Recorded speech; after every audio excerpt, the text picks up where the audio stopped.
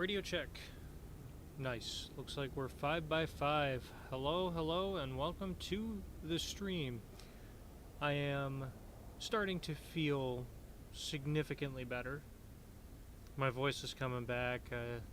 Still got some stuff that's kind of going on, but it's getting a lot better. Yeah. It's been a very tough week. You know, sickness and bad news and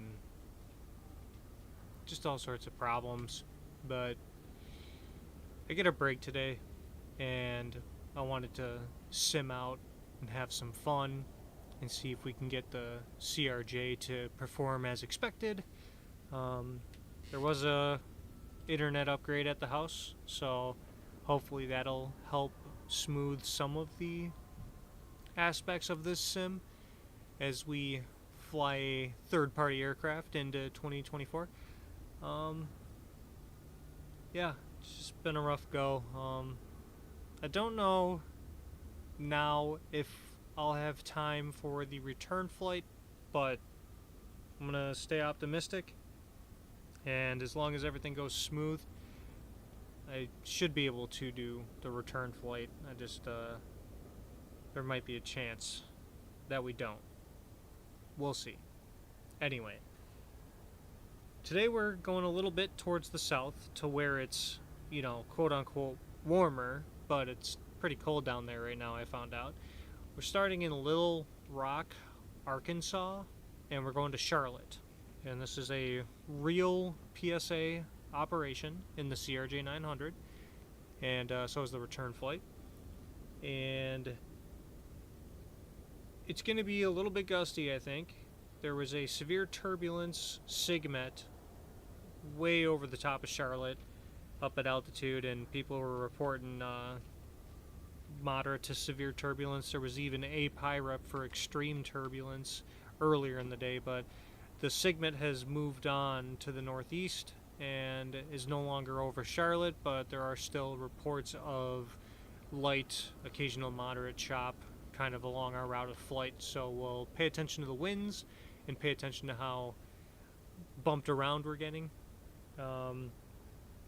But other than that, the weather is looking okay. Just a little bit of the bumpiness is all. So, yeah, that's really all I got.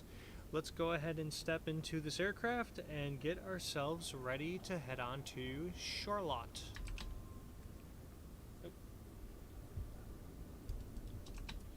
Help if I actually clicked on the simulator. Cool. Right on. So one thing that I've already noticed when I was doing this before I went live, I noticed that there was a control difference in the CRJ. So you know how I tried making all of the key bindings to the 2020 sim on the 737 and it still, you know, left some of the bindings 2024? Well, the CRJ is totally 2020 settings, so I'm not really sure what happened, but I like it because it's better for my memory as far as how to use the aircraft, and because of that I was able to get more camera views saved. So I got the wing views, I got the engine views. I'm really excited to see all that. So yeah, just a little funny quirk I ran into before I went live. Anyway, I'll quit mumbling now, and why don't we get ourselves just back to it, ready to go. Let's get these dome lights off that we figured out how to turn off finally. First things first, we're gonna get the integral lights on, turn the battery on. We will power the APU, and we have the invite and the LCV open, all those indications, so we can go ahead and start the APU. And while that's starting, I just want to come to the lower pedestal here, get all the integral lights, turn these ones on as well, but I do want to get rid of this. Oh, you know what, when the APU turns on, those actually should disappear. Okay, all of the lights, and we're going to wait for the RPM to come all the way to 100, and then we should start seeing our other instruments come alive.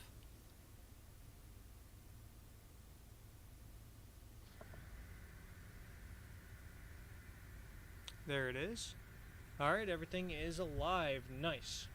So let's come to the lower pedestal, and what I do want to do, oops, right off the bat, is put the IRSs to nav mode, and I would like to just right off the bat put in a position on our FMS, because the CRJ doesn't start aligning the IRSs until you actually put in a position. So let's get that done.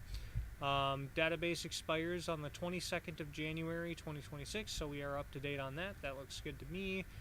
Airport today, we are at K-Lit, Little Rock, Arkansas, so we'll put in our reference airport, and we'll wait for the GNSS1 position to come on, and we'll copy that and put that in the previous page, because that is what we want to use.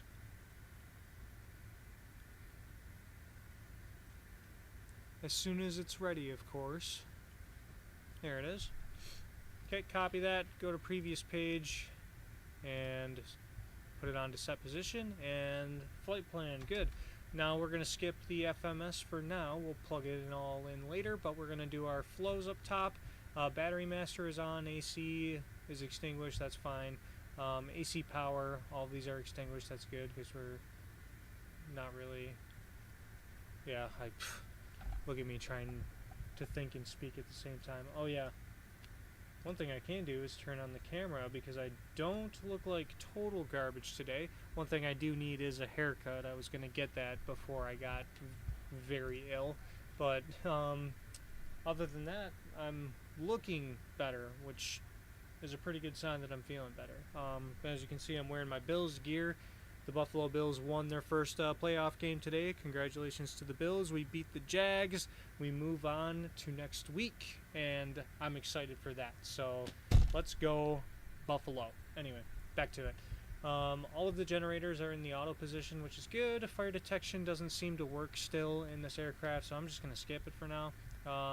Hydraulic SOVs, these lights are extinguished and guarded, that's good. We'll turn on the nav and the logo lights to let the ground crew know that we are powered on. Fuel pumps can stay off for now. Bleed air is normal, bleed valves are auto. ISOL valve is in the closed position, but it is automatic, so I'm not too worried about it. Bleed source is both engine, good. APU is available, and it is on. We are getting power. Engine start switches are all extinguished, and so is ignition, that's good. Hydraulics we can leave off for now. Landing elevation at Charlotte is 748, so we'll set it to, there we go. So we'll set it to 740 on the landing elevation, and of course I have to do this in this really odd fashion so I can actually see the numbers I'm setting. Okay, 740, just going to go ahead and look and confirm, 740 right there. Excellent. Alright, cool. So cabin pressure landing elevation is set, that's good. And the emergency depress is extinguished and guarded. Pressure continuous is off, that's good.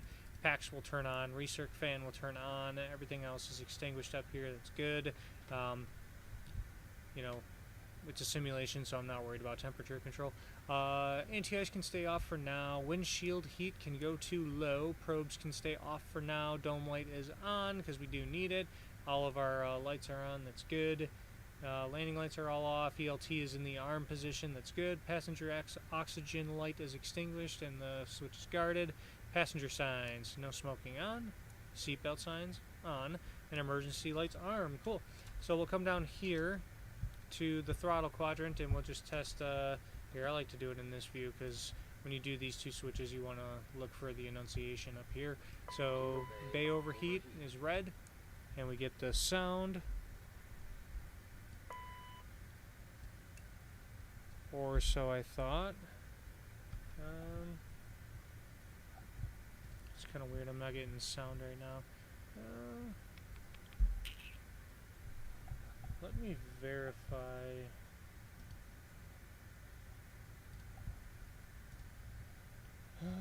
What's going on here?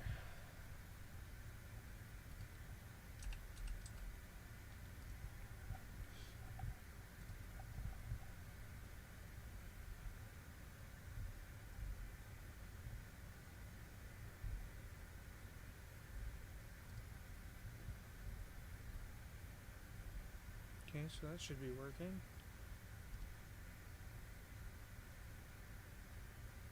What? Oh, that's weird. Looks like the output switched on me. Okay. There we go.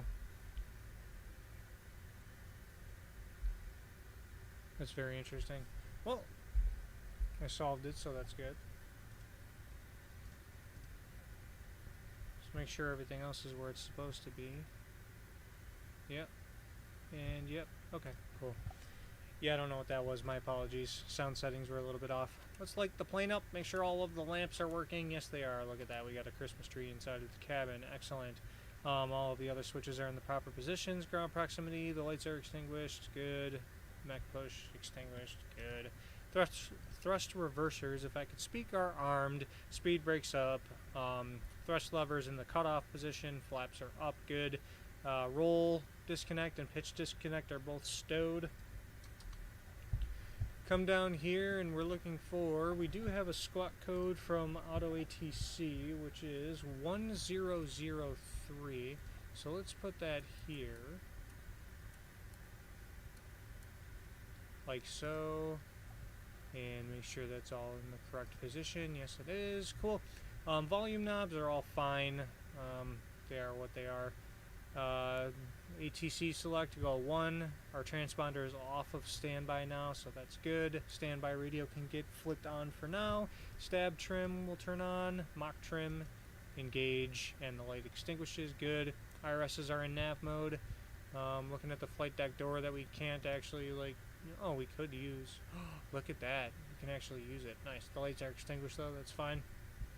Yaw damper, we'll wait for the IRSs to align. And everything else, cargo fire X, the switches are extinguished. Good. Landing gear extension is stowed and locked. ADG is also stowed. And emergency flap is in the normal position. Love to see it. Cool. So that looks good. Let's get out of the pedestal area real quick. We'll drop the yoke. We'll test the flight recorder till we get a green light, which we got right there. Test the oxygen before I forget. Nice. And as far as everything else, so yeah, I forgot we got to mess with all of these floodlights. A little bit of a bug in all of the floodlight knobs. And which one was it for? Is it this one?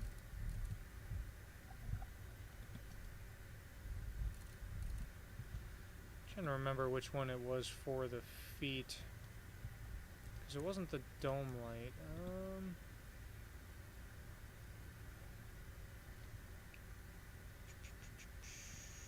Just trying to think here for a second.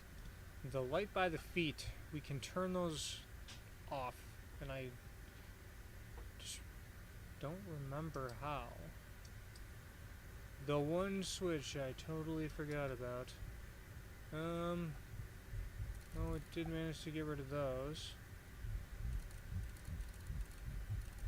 Cycle that, see what happens.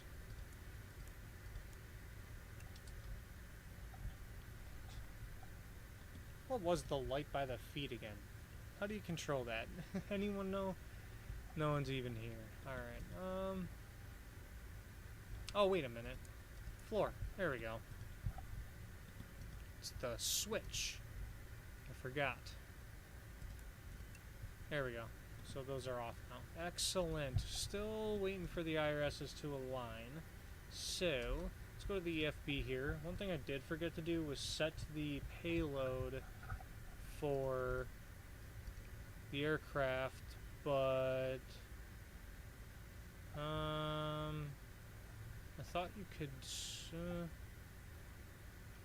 you could load that stuff in from SimBrief, but maybe I was thinking of a different plane. Alright, so we have 86 passengers, so let's do 86. We got 4,300 pounds of cargo, so what I'm going to do is put 1,500 up front. Okay, and then 1, 2, 8. Yeah, 8. So it's going to be 2,800. In the rear, and then our block fuel for today is 10,190. Okay, so that's a good chunk of fuel right there. So we'll set it in the simulator and make sure it loads properly, which it does. So in this case, we'll look at our V speeds and set them accordingly. So V1 we're looking for 146, and that is the same for rotate as well. And I like to do this by hand, so 146. Select 146 again. Okay, select, and our V2 is 156. Oh, I can see it in the corner. I'm just not paying attention here. Alright. Okay, and then flip this knob over and we're looking at VT, which is 204. Oop.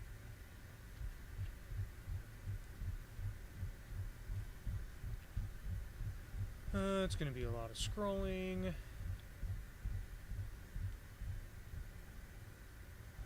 You know what, the one thing I did forget to do was find my route of flight and put it in the route command.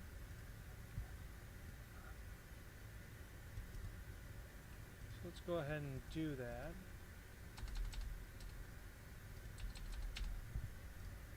Update. Good. Alright, so the route command for Nightbot is fixed. Updated, I should say. Nice. Alright, so now we've got our speeds loaded up. Our trim is 6.3, so why don't we just set that early before we forget, because I know I will. 6.3, excellent. And now we start loading data into the FMC. So today we're going from Little Rock to Charlotte. And it looks like our IRSs did just align, which is good. Alternate for this flight, we're looking at, if I could find it, the alternate is a Piedmont Triad International, KGSO. I'm actually not familiar with that one, but okay. Flight number today, we are Blue Streak 5196. Put that here. And the first waypoint we're going to, there's no departure, so we are going direct Mickey.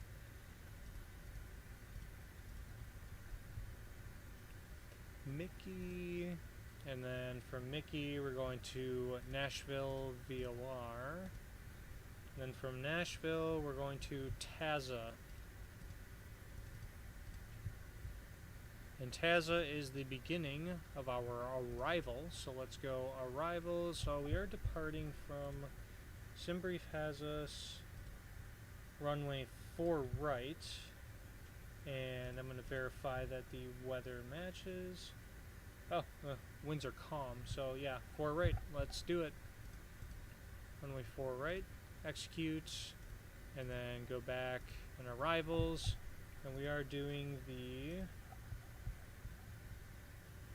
Phillips 4 beginning at Taza, and that is going to be to, we're expecting runway 36 right for our arrival. So let's put in ILS 36 right, execute, go to our legs page.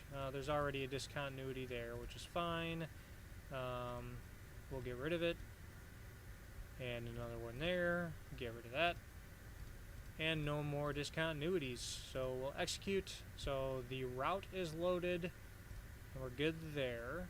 Now we can go to the perf init page and start plugging in information there. So we are dealing with 86 passengers today. That's almost a full flight. Cargo, we're doing 4,300 pounds. People got lots of bags. Fuel, we'll just put in our current fuel. 165, like so. Cruise altitude today, we are if I could type, flight level 370. We're going to be going pretty high up there. So 370 and alternate cruise we're not worried about, we don't have, so we'll execute that. Go to the next page here. Cruise, we'll just put in our top of climb winds, which is 270 at 6.5. So we're going to get a nice tailwind, a nice boost on the way there. And if we do make the return, we'll fight a headwind on the way back. And then reserves, we're looking at 3616. So we'll put that on in there, and that looks all good. So we'll go to VNAV setup here. That looks fine. The climb is pretty standard. Looking at our flight plan, the top climb. So we are going to be cruising. We should do. I can see this 246 knots. And Mach 0.76. It's pretty slow on the knot side of things, but that's okay. And then 0.76 and 244 for the descent. Okay, we can go ahead and execute that profile right there, and that's in tune. Cool. Last thing is flex temp. We did forget to calculate a takeoff, so let's just do that real quick.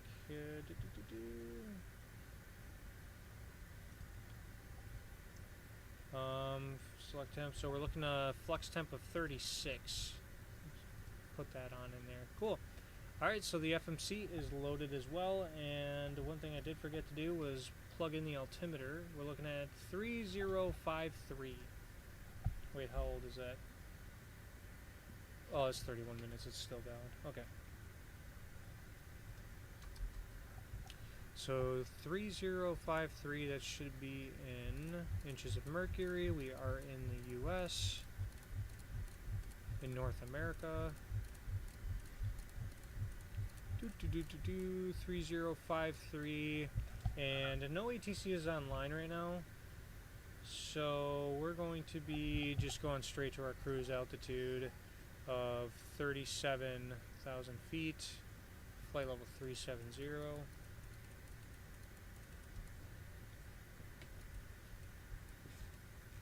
Okay, 370. Runway heading is 040.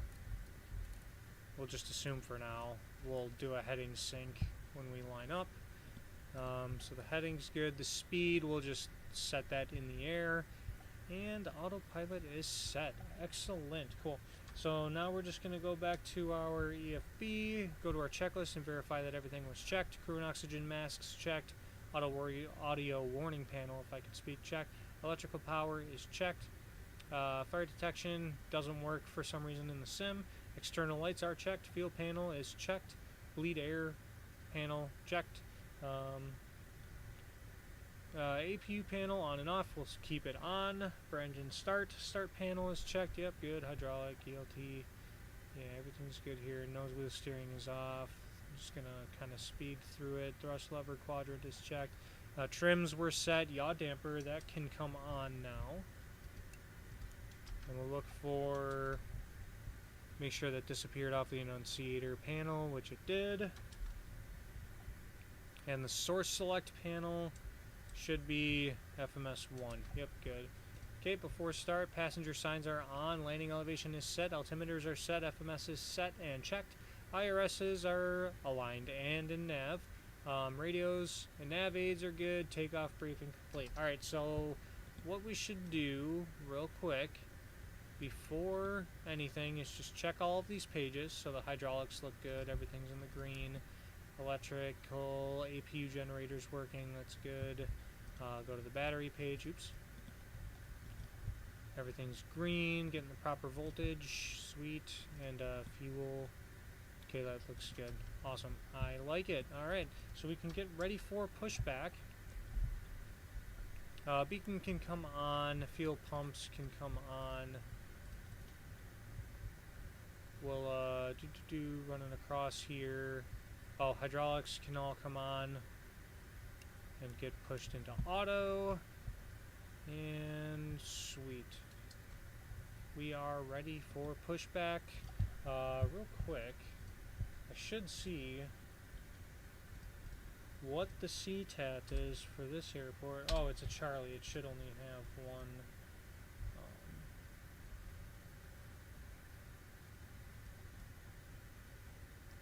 Control tower frequency, and it is 1187. Okay.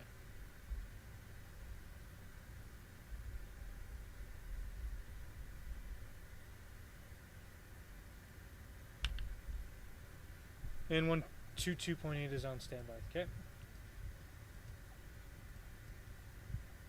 Alright, so that's all done. We can get ourselves ready for our standard pushback, which I totally forgot to get an actual plug-in for. We'll go ahead and do the cleared to start check. So devices off, we'll leave them on, we don't care. APU is on, yep, electrics are checked, takeoff data is set, doors closed and locked. Let's go ahead and get rid of that. Got the jetway. Oh, if they would... The chocks like to remove themselves as I'm doing this. Come on.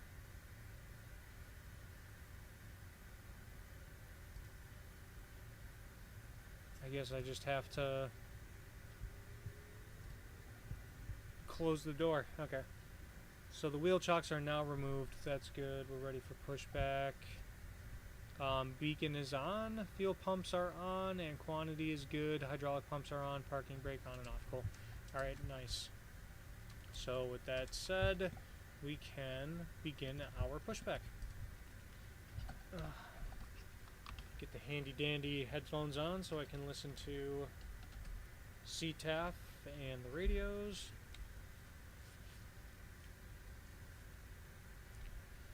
And actually, what I should have done was get my charts ready. Charts. Use FMS flight plan. And we'll just pull up the airport. Oops. Ooh, I want that in night mode, thank you. So we're right here, and we're just pushing back. And then we are taking off 4 right, which is right here, so good. We'll just take Tango Romeo to the end of 4 right. Excellent. Alright, let's go ahead and get our start. Or get our pushback.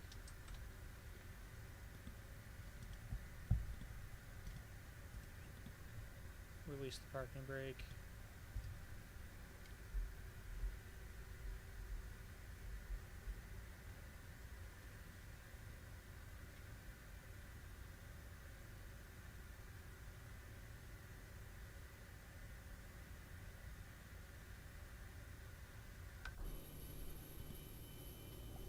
Hopefully they know where they're going. Kind of scared for this pushback, not gonna lie. So just to be on the safe side, I might just do the pushback. Oh, push me in the right direction, that's good. I can appreciate that.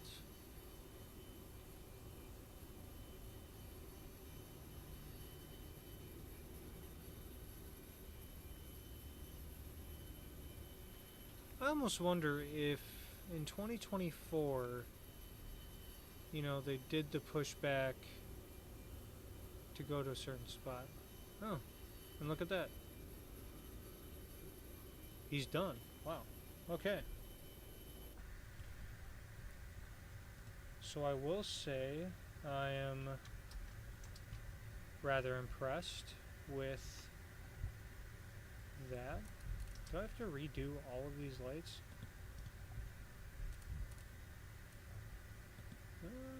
Oh no, it's the dome light. I'm just... Yeah, I don't know what's going on anymore. It's been time. Alright, so the fuel pumps are on. Let's go ahead and hold the right start for 3 seconds. Good. We can hear the pack closing.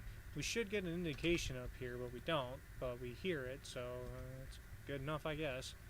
N2 is rising. And 20% N2, we're introducing fuel.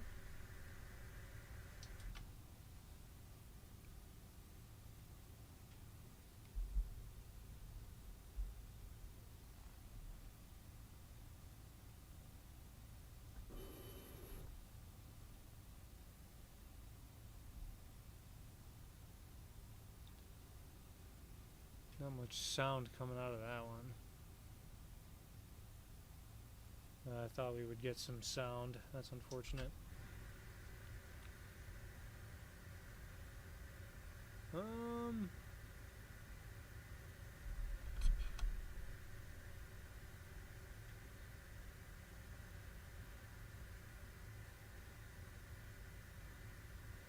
Oh, come on, let's not have this issue now.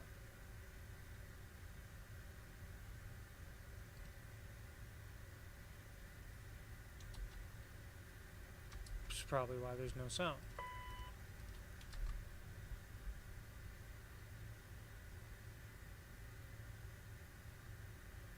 What in the heck?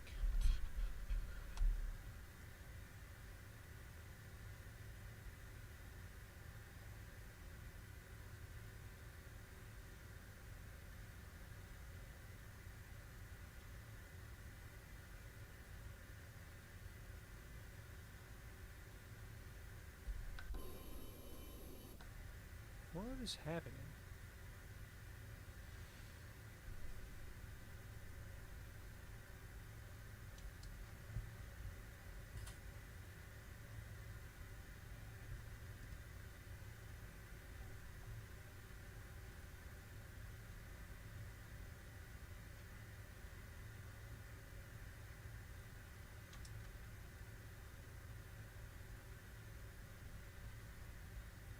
What?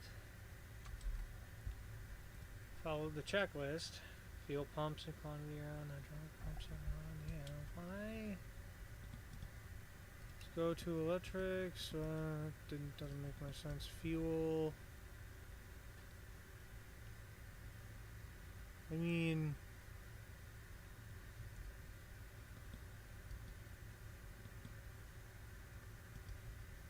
fuel should be going to the engines. What is happening right now?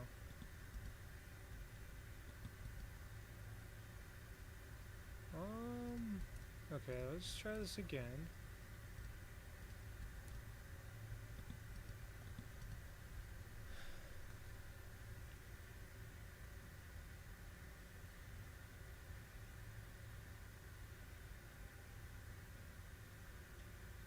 See, this is the same problem that I had with the 737.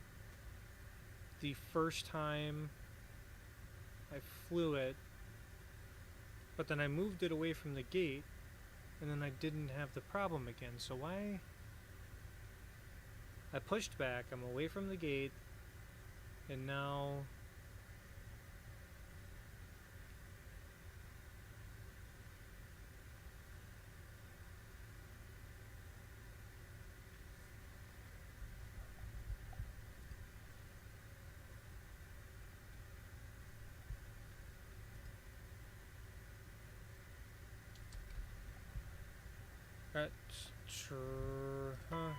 do this. Recycle the boost pumps, just to be sure. You never know. And we're gonna hold this for 3 seconds. Okay, we get the start indication. We hear the pack turn off. N2 is rising.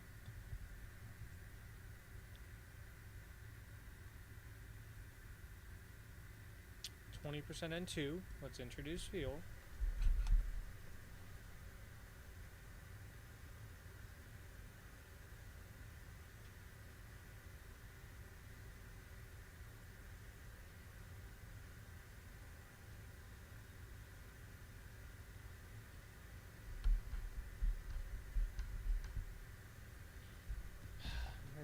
To look this up.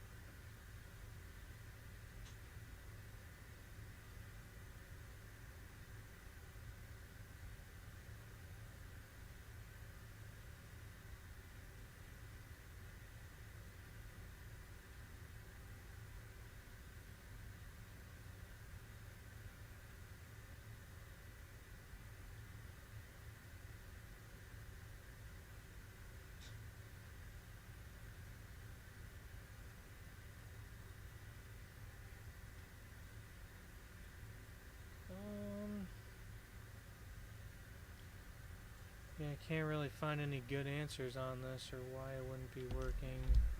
Let's see. So we're out here. I mean, the pushback was complete, and it had something to do with...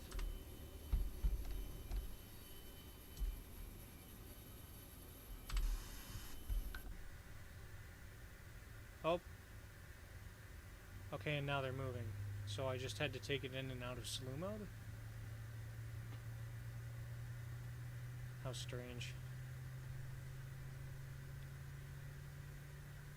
Now here's the real question. Am I going to have problems with the brakes on this aircraft too? Because now I'm starting to see the trend. Parking brake is on this.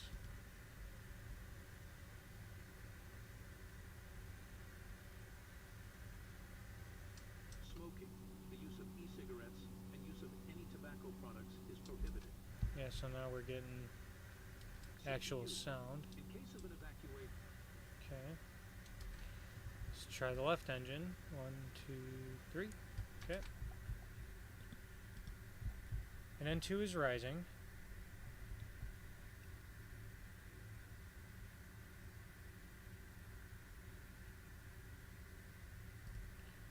And, oop, come on. There we go.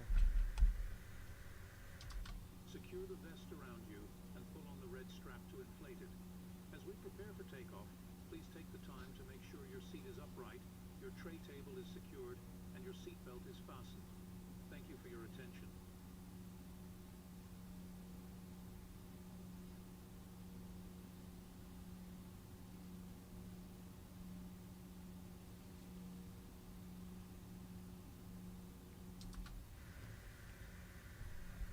Up.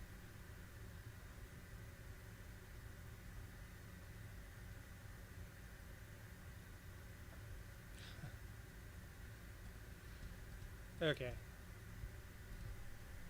I guess we'll have to try it again, but I actually don't think that was the same glitch or issue. I think that was me not being able to grab the lever with my mouse and advance it in time. So we'll try it again. Amazing start. Truly fantastic.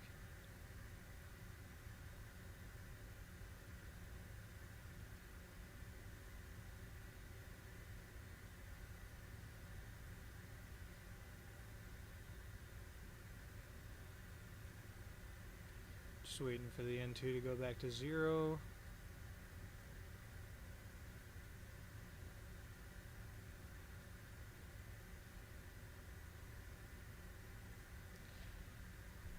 I do believe that that's close enough.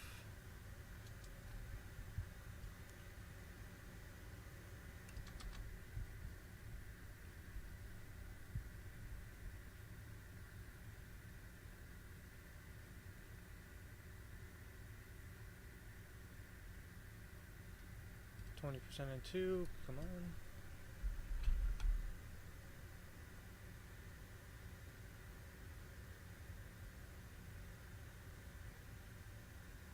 Really?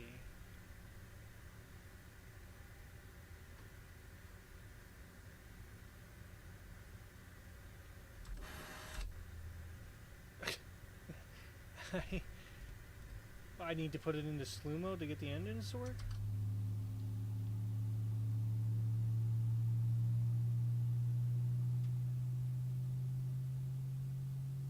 It's honestly so strange. Yeah, I don't know about that one. I didn't have any issues before some update 4. This is looking a lot like what happened to me the first time I flew the 737, but then the last time I flew it, it was fine. So, like, I'm actually not sure what the problem might be here.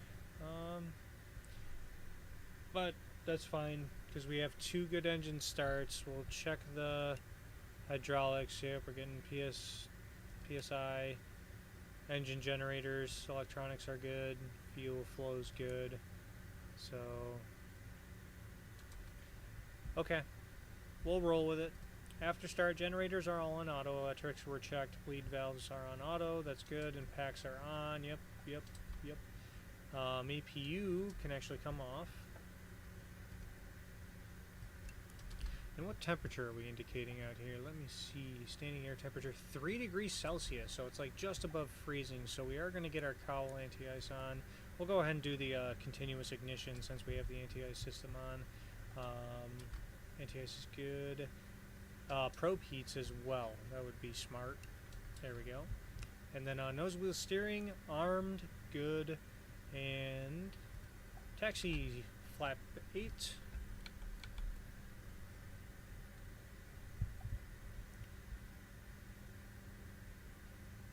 Alright, 8 it is. Good. Flight controls checked.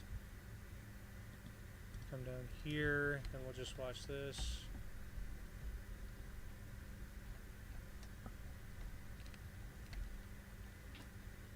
Alright, flight controls are free and correct. Trims are green and correct as well. Thrust reversers are armed. We'll double check. Yes, they are. Flight instruments are checked, and brake temp. Brake temp is looking in the zeros. Love to see it. Excellent. Alright, we are ready to taxi. We'll go pull our chart up here, taxi diagram, and we're taking Tango and Romeo. Alright, good to know. Oh, and we can also turn the dome light off.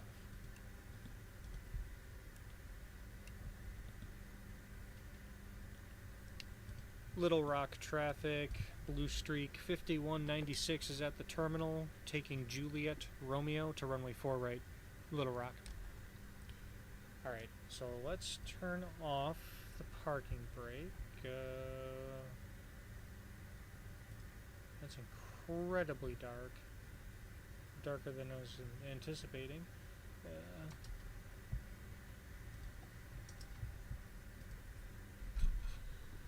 Alright, and I just want to test the brakes. Okay, so the brakes work. That's good. So it's not a total repeat of my first PMDG experience in this sim. Okay, Juliet is going to be our first right. Oh, it's Tango, not Juliet. I don't know what I'm saying here. Tango Romeo. So Tango is our first right.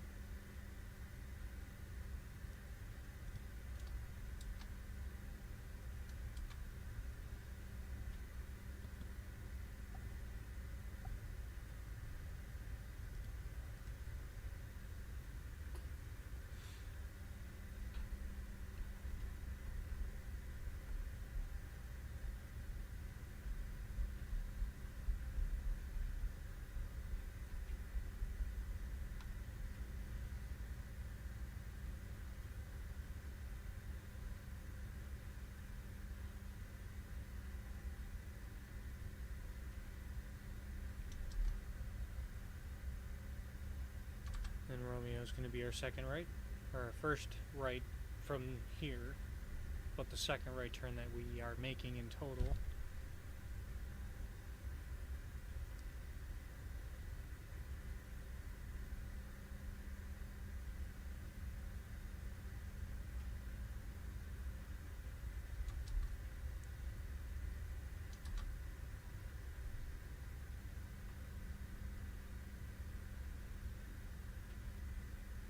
Slow it down just a little bit so we're not totally hauling. We're making this right turn.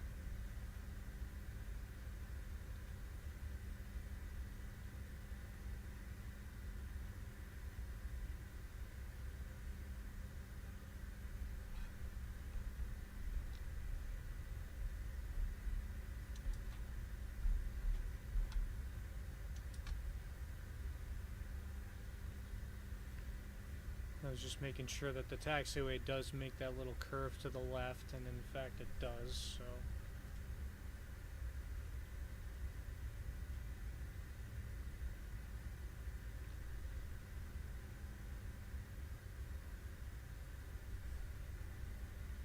One thing that I realized was that the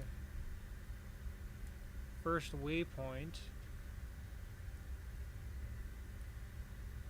is like 5 miles after takeoff, so we'll make sure that we, you know, are direct to Mickey.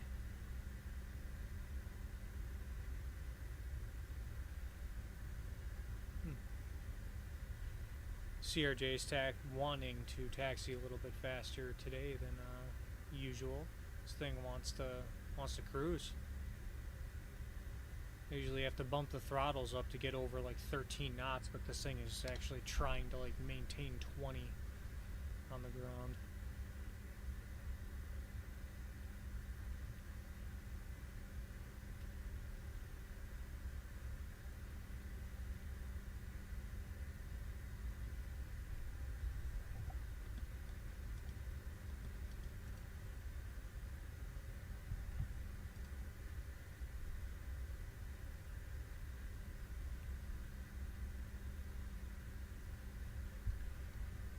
Alright, let's get ready for takeoff. Checklist, lights and strobes. Wing inspection can come on. Manual override. Yep. Flight attendants, be prepared for takeoff. Transponder and TCAS is fine. Radar and terrain display is fine. And whatever else. Yep, that's fine. Alright, before takeoff is complete. Little Rock traffic, blue streak. 5196 is taking runway 4 right. We're departing eastbound. Little Rock. Alright, taking as much runway as possible.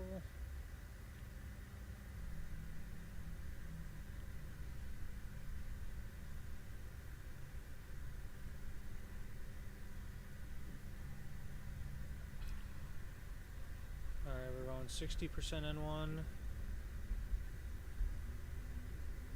Oh, and you know what we should have done was toga mode. And we'll just... That's toga mode. I'm going to keep this on. Engage it. Turn it off again. Poor time to do that is during takeoff, but that's fine. 80 knots, cross check. 100 knots. Relieve the back pressure. Tell the winds are calm. I'm not having to fight the controls in either direction. V1 or rotate. Nice and easy.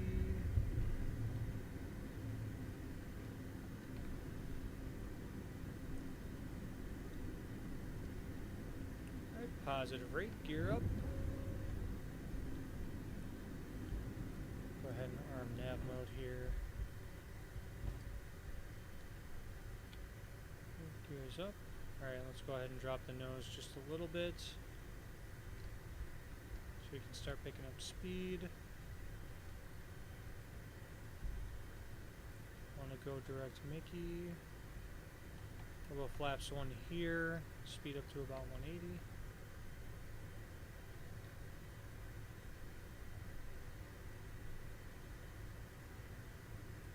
And 180 flaps up.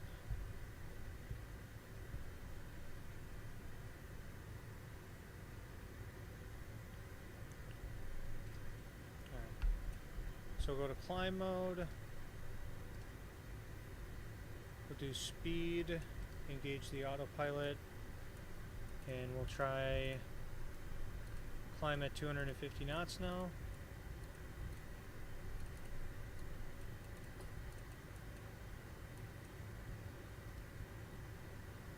And the aircraft is turning on course, which is good.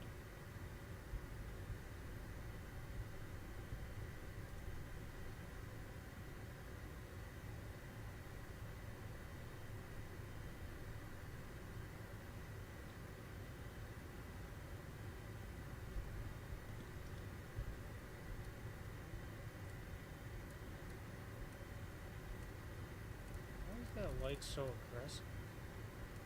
I don't like that. Okay.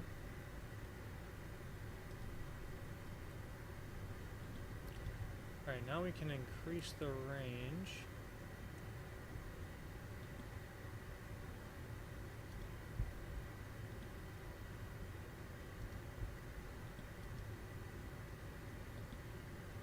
Okay. Do our climb check. fuel cross flow can go back to auto. Bleeds and APU, we're fine there, right? Up APU's off, bleeds are set. Thrust reversers can get turned off. And CAS is checked, we're good there. And we're good checklist wise all the way to descent. So I will come over here, box the stat page.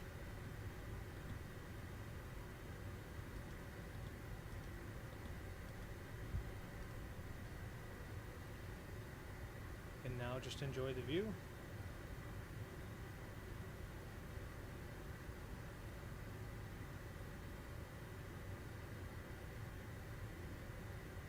Surprisingly cold for this far south.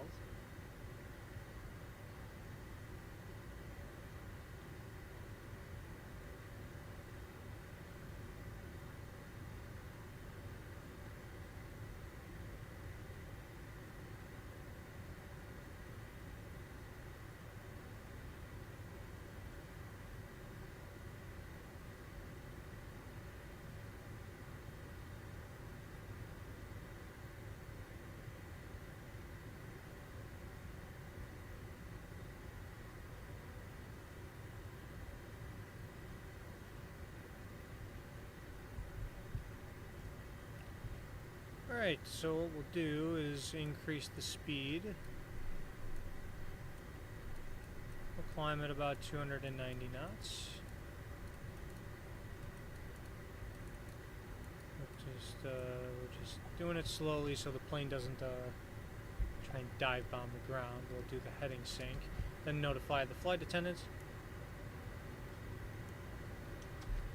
And then rebox the stat page, because since we touched the smoking sign, that comes back up.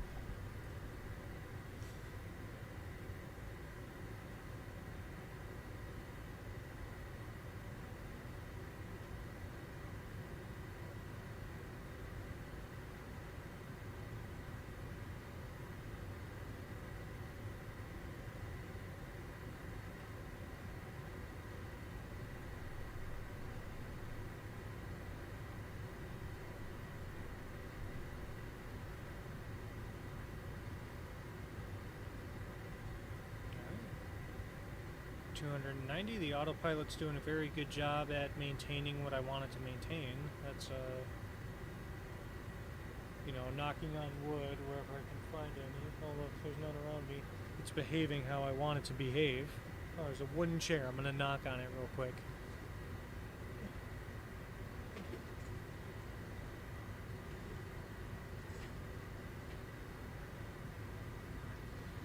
Alright, I knocked on wood, so we should be safe. Because that's how it works.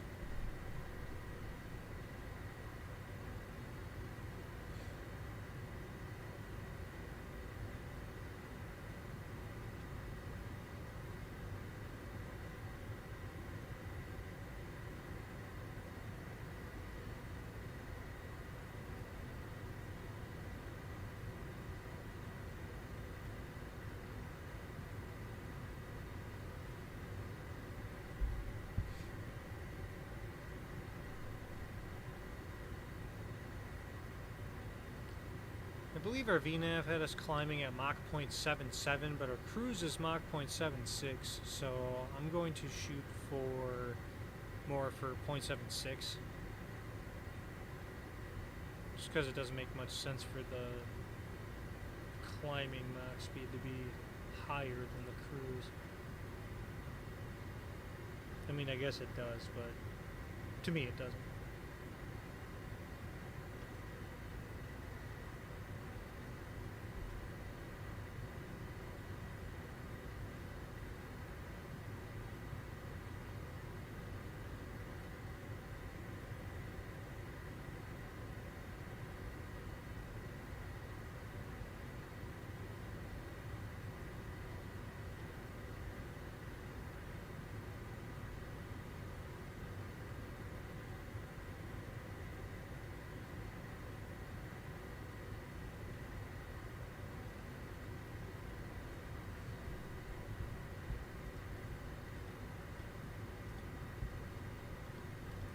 Okay, coming up on 18,000. If I could find the I guess this is why I need the floodlight on. Oh, the yoke is in the way. We'll drop that. There we go. Alright, altimeters are to standard. Oh yeah, what a drop in indicated. Yep, that'll happen when the pressure's 3053. Alright, so we have no visible moisture, so I'm not really concerned about icing. So I'm going to come up top here. I'm going to turn off the cowl anti-ice and turn off the continuous ignition.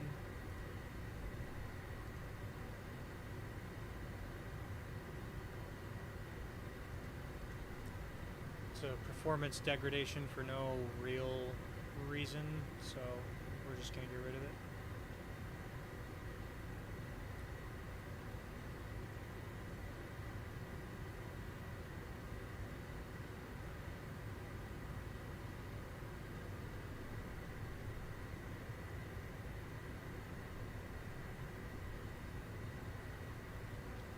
Alright, now we're at the point of just English monitoring. So we'll throw on the activity banner so people can see their names. There we go. I was about to say if it feels like showing up.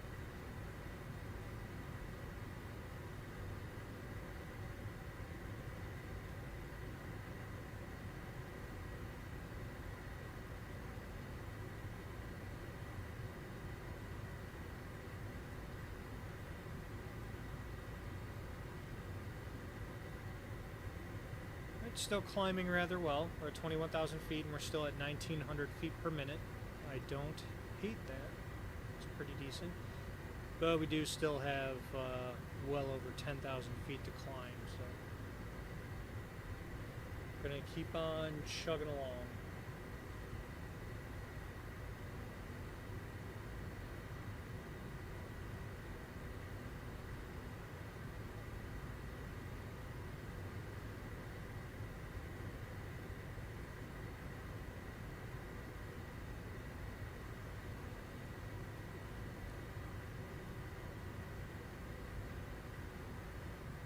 And for anyone who, watches my videos and tunes in and cares, I, recently the flight instructing, because it's winter and I'm in a very bad, spot to be in during the winter, flight instructing, the hours have been really low, but I came across a potential new job, an offer, and it would get me flying jets with the type rating, so I threw in an application and we're going to see how it goes, but I'm excited. I have yet to know if I'm going to hear back or anything like that, but I threw in an application and it's something I'm going to go for, so I might be flying a jet, we'll see.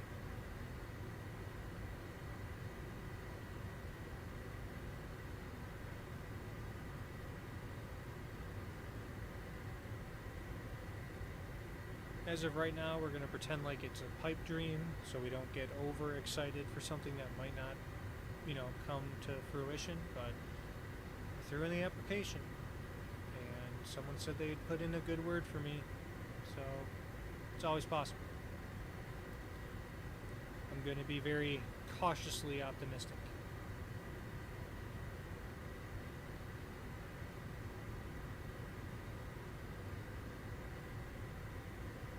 Okay, so what I think I'm going to do is I'm actually going to switch it to Mach speed, and we're just going to climb at Mach 0.7 the rest of the way up,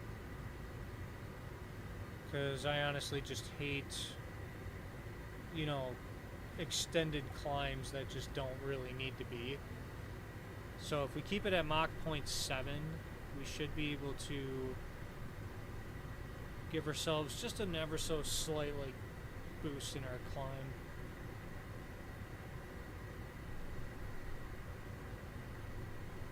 Because you can only go indicated for so long until you're just not even really climbing anymore. Mach speed is what matters these days.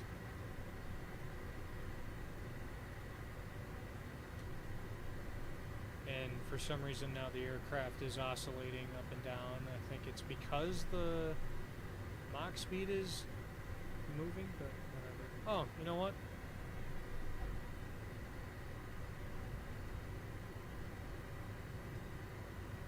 That totally reminded me. I never switched to en route CTAF.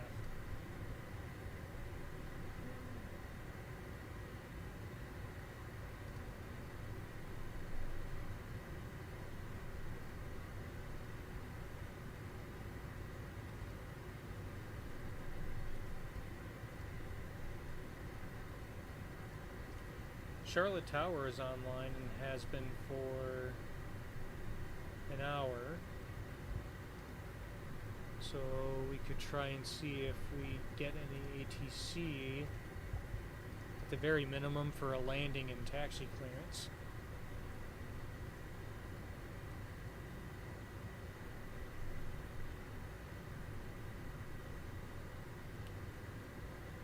Still got 9,000 feet to go.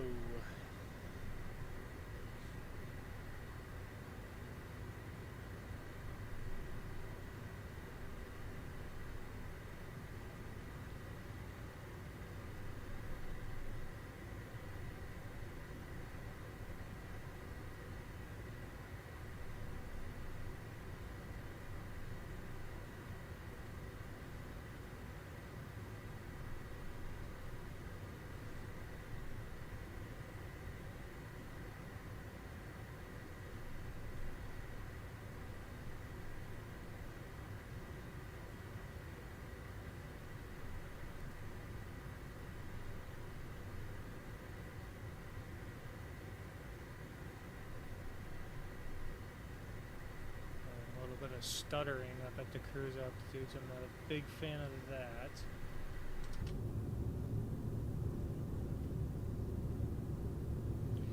But you know what I can do, actually, is turn the wing inspection lens off.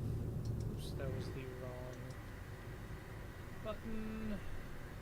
Oh, landing lights can all come off. We exceeded 10,000 a while ago. Oh, brother.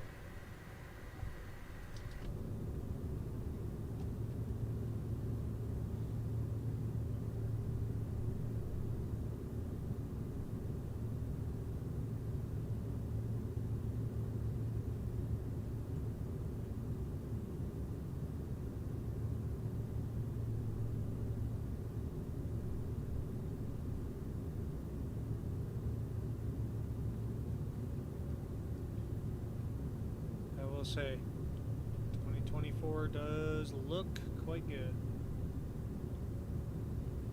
Looks like we got some clouds over on our right side over there, covering up our view of the city, whatever city that might be. But it's clear over here. Little airport down there.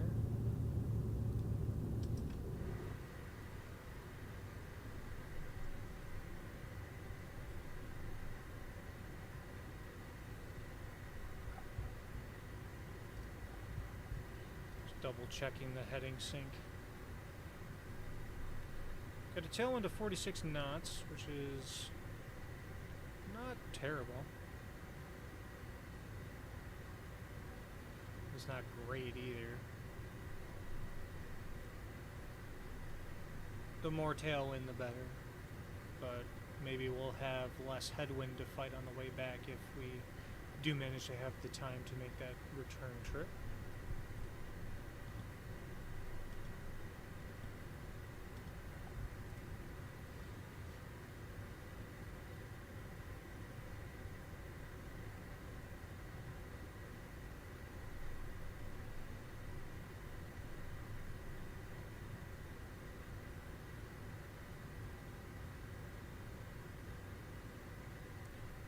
Seems to be a little stuttery up here, and I don't know why. Shouldn't be a lot of load on the GPU, but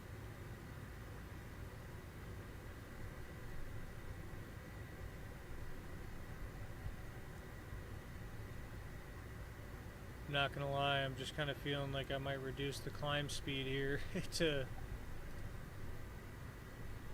get up to altitude just a little bit quicker.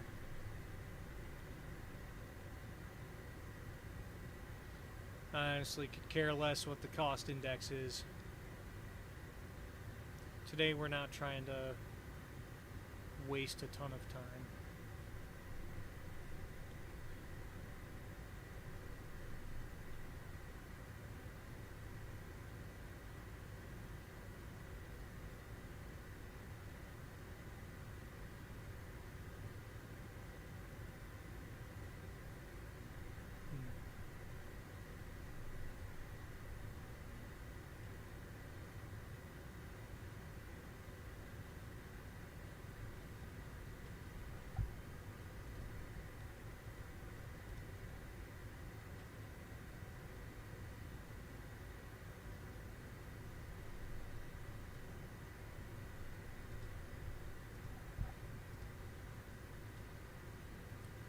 Well,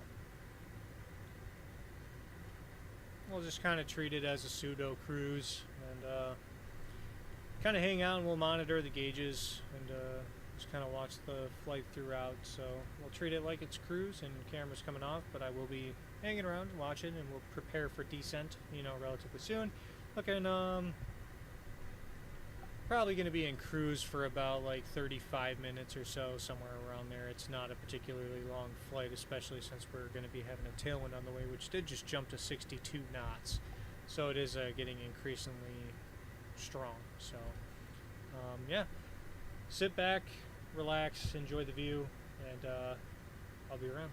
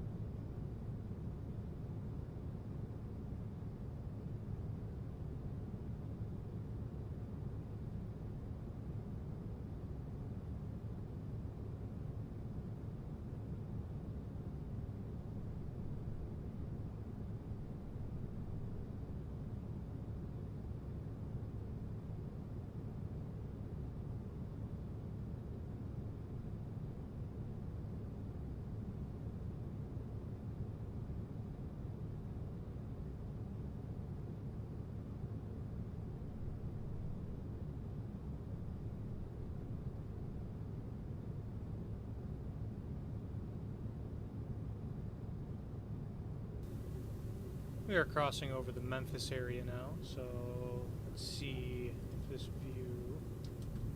I know it's the engine, but I was wondering if we could see the city a little bit better. No, oop, that was the wrong one. And no, we're kind of passing it at this point. This would be the best angle towards the city since it's behind us now.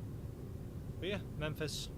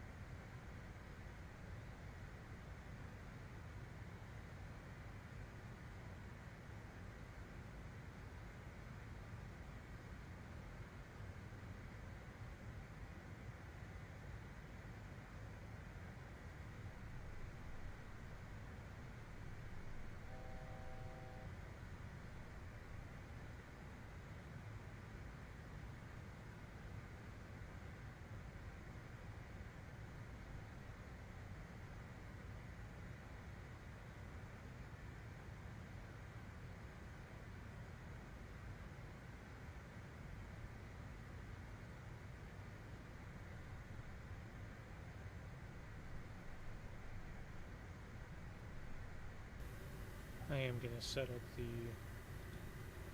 VNav over here on the right side. Looking at 290 something nautical miles to top of descent. Okay, so we are doing, we got plenty of cruise. But we will be monitoring. We're finally almost at our cruise altitude. It's just taking its sweet time.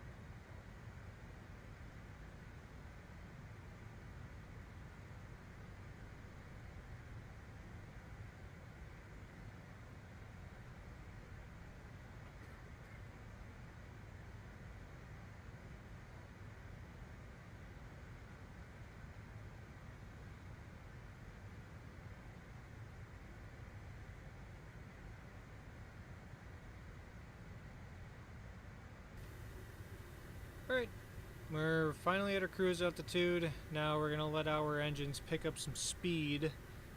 Usually you shoot for a fuel flow rate of like 1800, but for some reason it's only 16. And we're at climb power, so we're just gonna,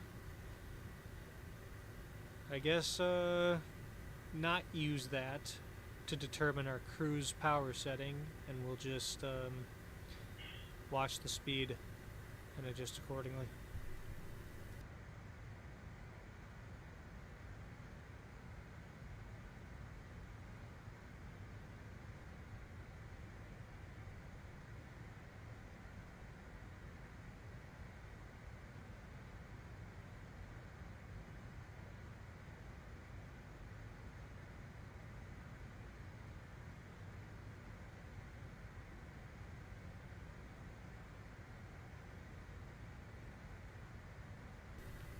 We haven't hit any of that crazy turbulence, so I am going to turn these seatbelt signs off for now. Feel free to move about the cabin.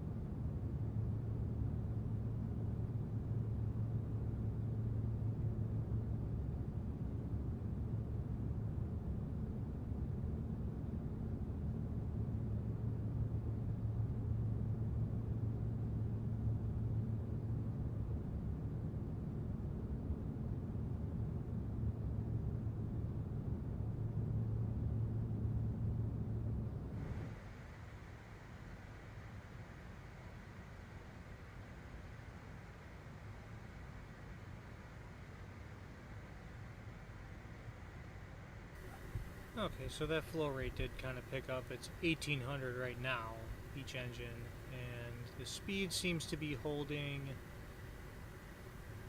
relatively still. I did just see it increase a little while ago. Yeah, it is very slowly going up, but we'll,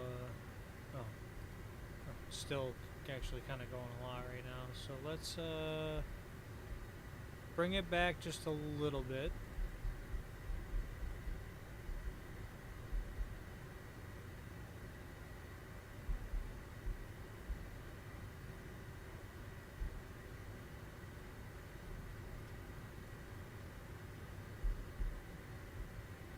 I guess just under 1800.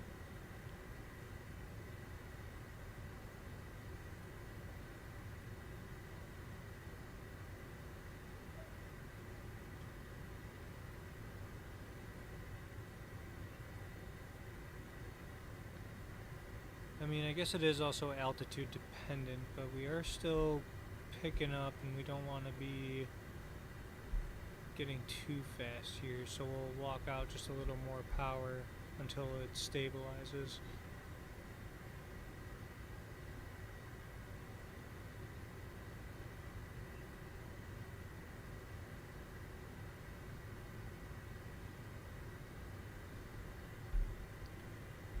Until our thrust and drag reach equilibrium and the aircraft stops accelerating. That's what I'm shooting for.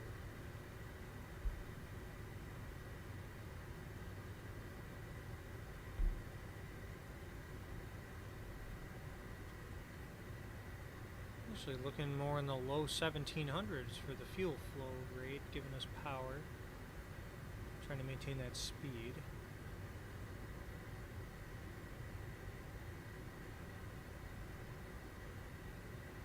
Still just went up a notch.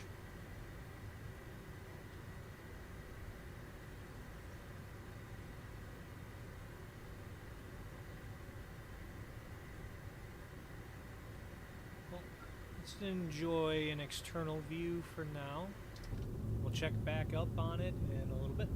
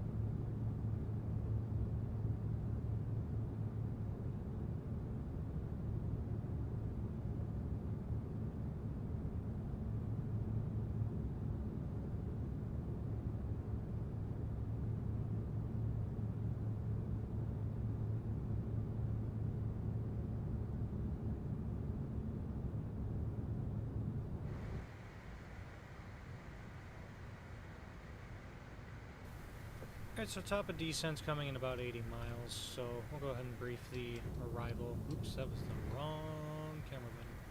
Keep confusing the control and the alt buttons. Anyway, so we're coming up on Taza very shortly here, and we're going from Taza to Comdi, and there's nothing really all the way in this first leg here until we get to Faye. And then at Faye, we want to be at or above flight level 240 at 270 knots. Then we want to be between 190 and 270. Speed stays at 270 until the 250 knot restriction at A down, which we are doing 3.6. So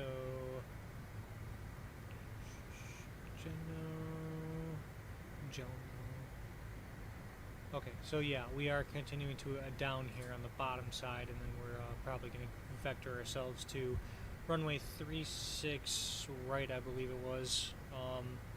Because tower's online, but they can't vector us to a runway, so we'll have to get ourselves set up for the landing, and then call for a landing clearance once we're inbound there. So, yep, 80 knots.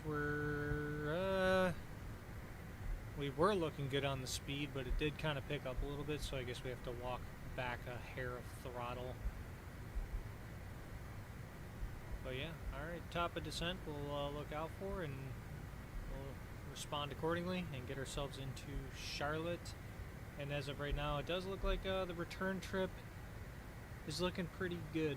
So I do want to reload the simulator and see if that gets rid of the engine start problems that I had.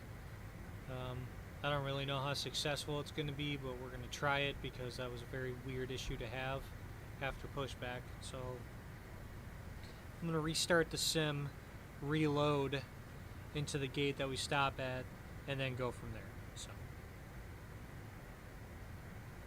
I think we are getting a return trip.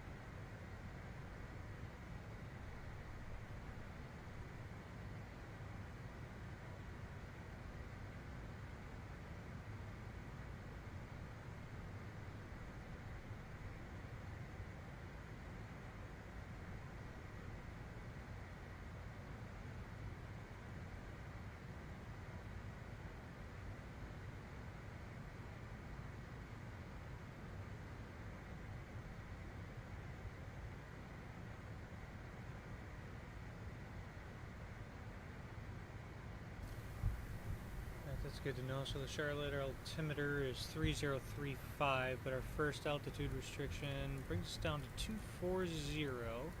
Our VNAV on the right side MFD is telling us we should descend at about 1800 feet per minute.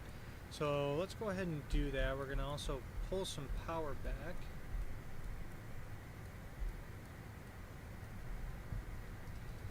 So we don't overspeed here.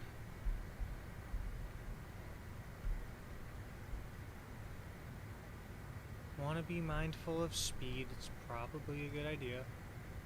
So we're descending via Mach speed until we intercept 270, and then we remain at 270. And then speed doesn't change until a down, which is 250. That's quite a bit down the road, so we don't really have to worry much about that right now, but we will watch.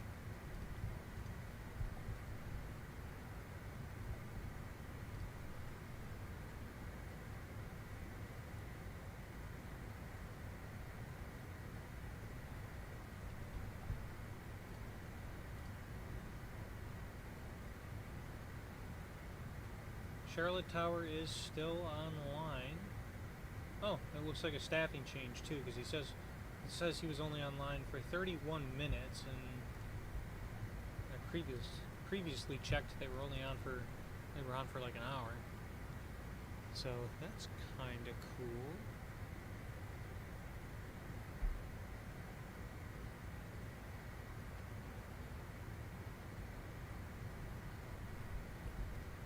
It's telling us we should descend at 2100, so I guess we'll do that.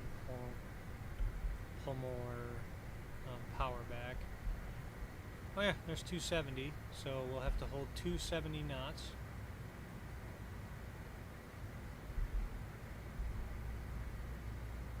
If we can, of course. I might be thinking I'm better than I actually am. Alright, activity banner is going away because now we're starting to get into business.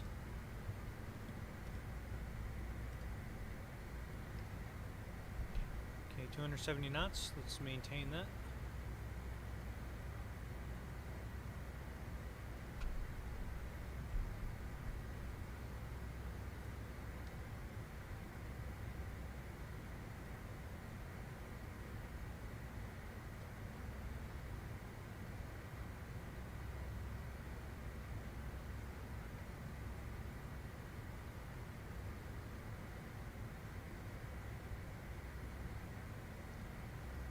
Sitting pretty well at 270 knots for now.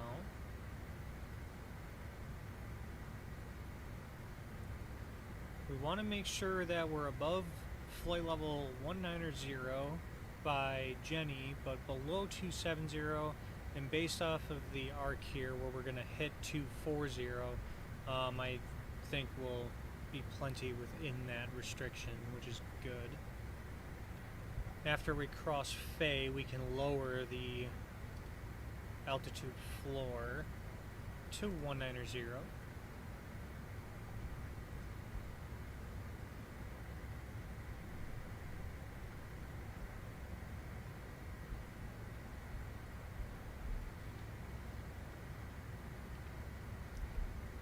Okay, speed is ever so slightly on the rise, so we're just going to pull it back a little bit.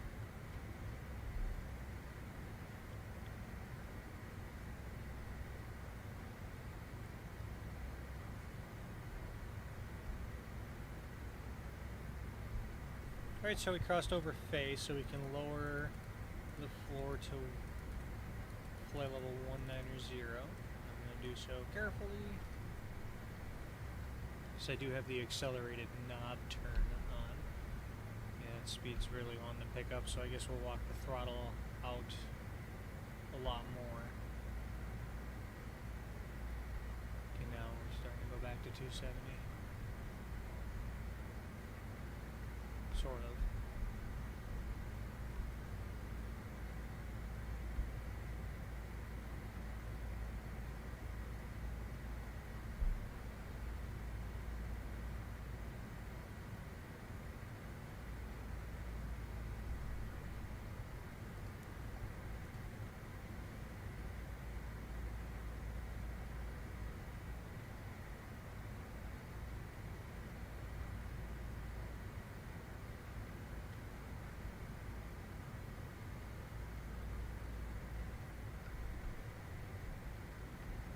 There we go, I see 270 again.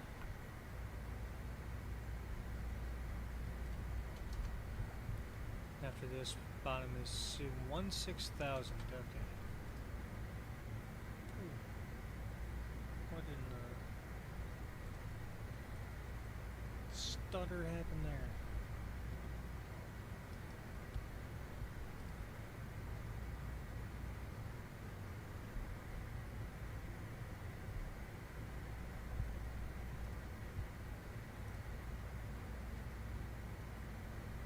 Ooh, Memphis Center signed on, so ATC for the return route is looking pretty possible.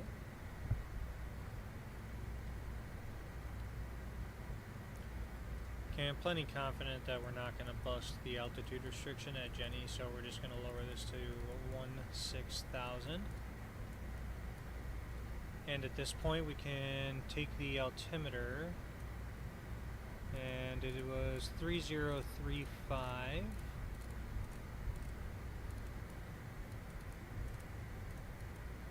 There we go. 3035, look over here. Good. Still at 270. It says a descent at 1,700 feet per minute, but based off of the altitude restrictions, we'll just keep the 2,100 we have right now.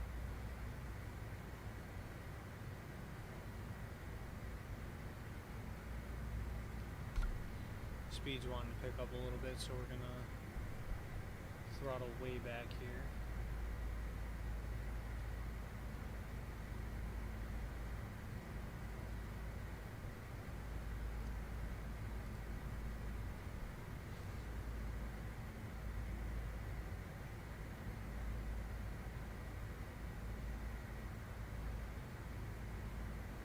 It's entirely possible we might need drag.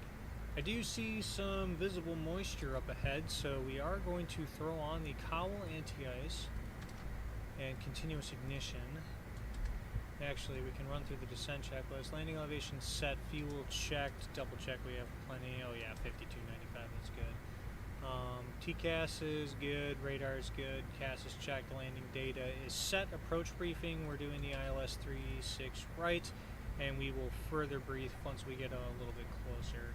One thing I do want to do is curious what the bingo fuel would be. So minimum landing fuel is oh yeah, 3616. Oh, it's the reserves. Okay, makes sense. That makes sense.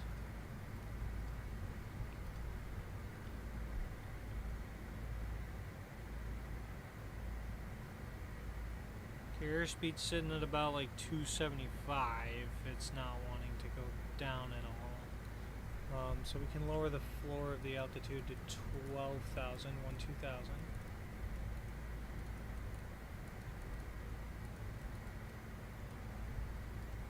And we should probably introduce some drag.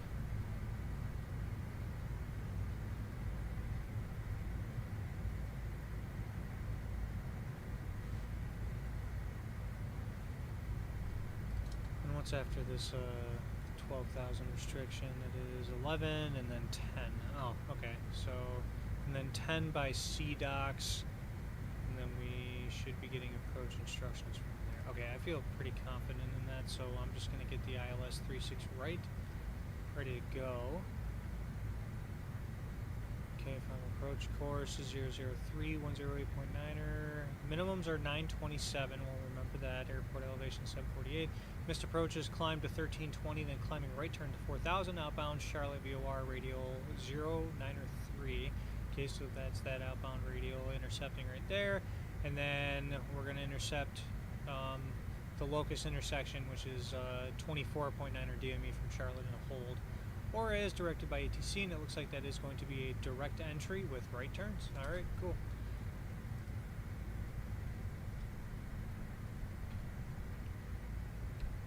Okay, so 250 knots is what we want now, and we're just about there, which is good. Again, I feel confident enough to lower the altitude floor to 1000, which is the next step down here. Looking at this ILS procedure, what altitude? So 6000 a heck. What waypoint does our FMS have us going here? So kick do here, and we want to be 3000. Okay, so we'll descend from 10,000 down to 3000.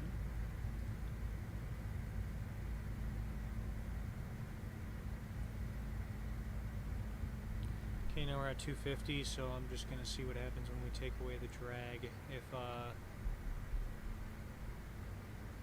yeah, the speed really wants to increase there, so we're just going to... Or you know what, we can actually reduce our descent. We'll go about... we'll do 1,600 feet per minute.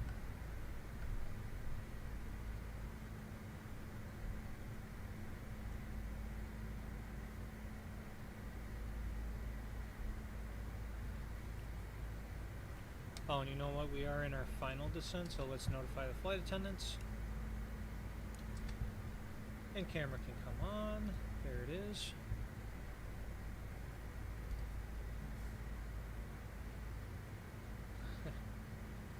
Got a weird feeling in my wrist. Just a very weird shooting pain. But I guess that'll happen.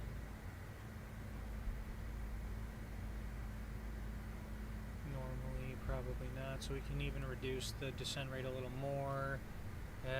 We might need drag. I'm power idle, and the plane is wanting to go pretty quick, so we'll go ahead and introduce drag.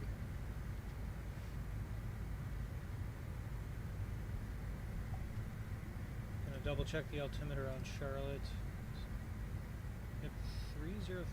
That was an hour and 10 ago.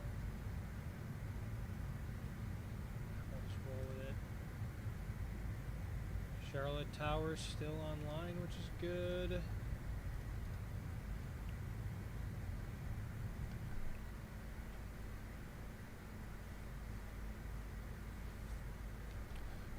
Oh, and you know what? We can now go down to 10,000 on the altitude.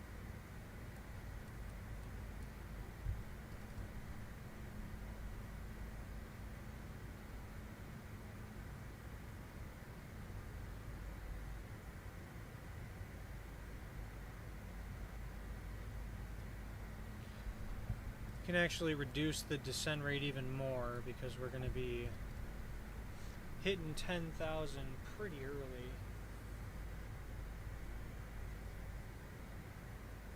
So we can delay it just a little bit.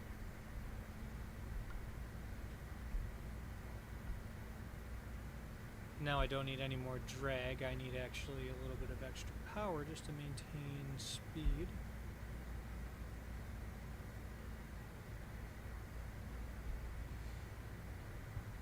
Interesting to me. SimBrief had us on 36 right.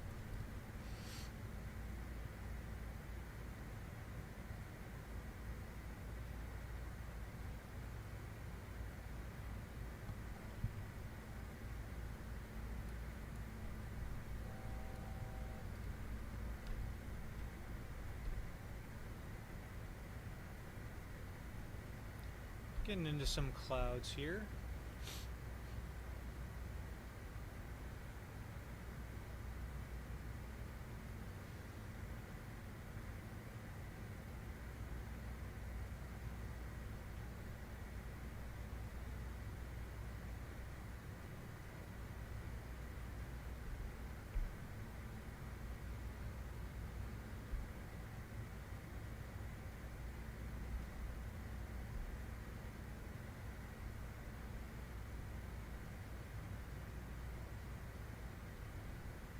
And since we're coming up on 10,000 feet, landing lights will all come on. Wing inspection lights should come on as well, just to be on the safe side. Do a little before landing, why not? Flight attendants advise, please prepare for landing. Passenger signs are on, thrust reversers. Can arm those now, just to have them ready to go. And then landing gear, slats, and flaps will be as necessary. Okay, so we're coming up on 10,000, and we're gonna want to be at 210 knots over sea docks. So let's slow her down just a little bit.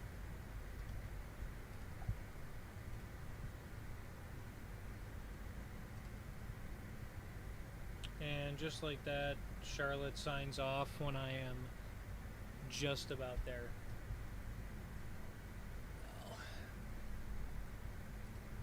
Unfortunate. Alright, that's fine though.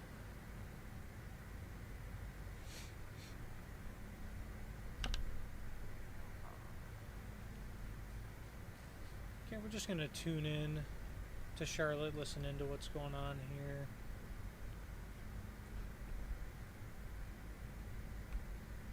We're gonna try and maintain a steady 210 knots per the arrival.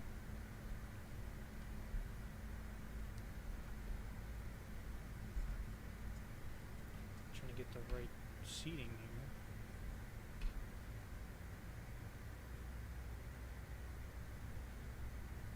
Very itchy nose.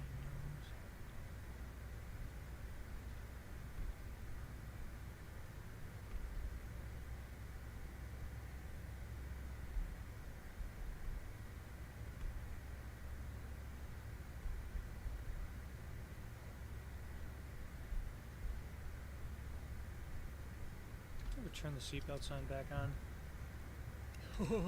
No. Oh no. Oops. We'll just pretend like that was a malfunction in the plane.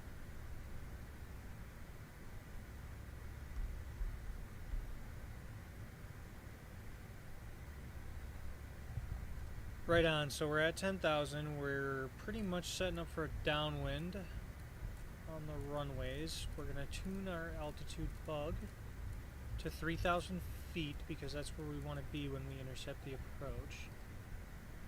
At a kick do.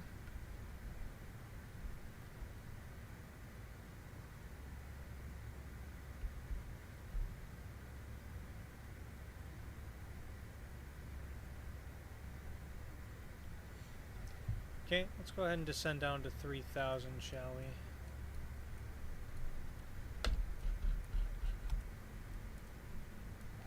We'll do a nice 1,800 feet. That shouldn't be anything too overly aggressive. Based off of that, maybe we should do a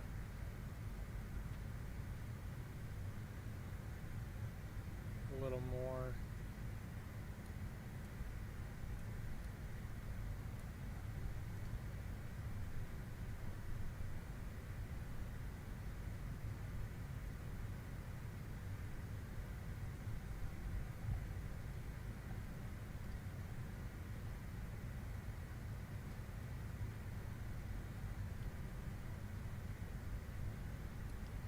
Probably too fast. This plane does not want to maintain its speed.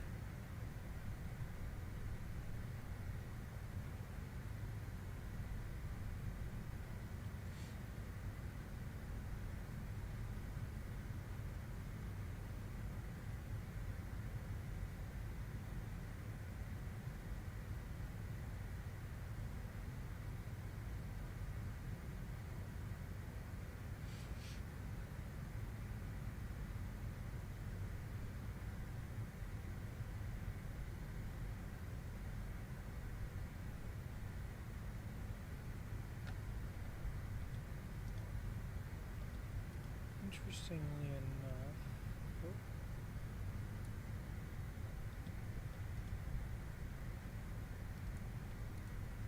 I'm gonna redo that heading because I don't want to turn towards the approach just yet.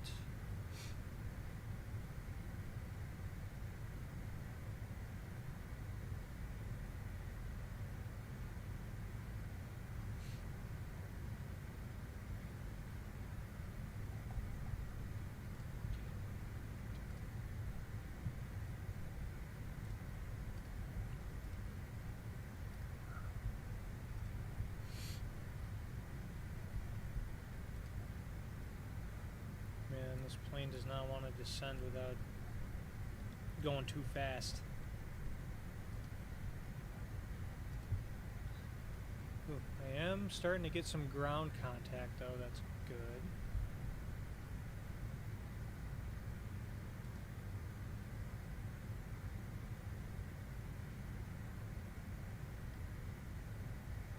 Okay, we can actually start making a turn here.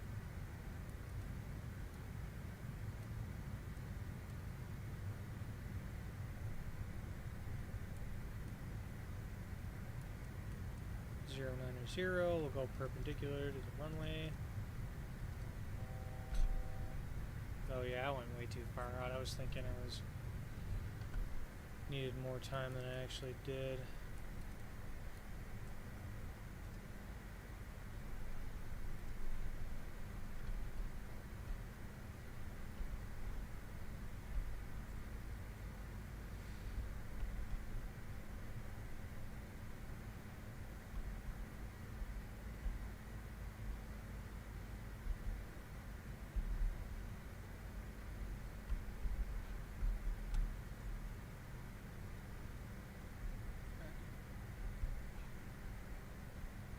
We're looking pretty good now. Go ahead and put ourselves on a 30-degree intercept now.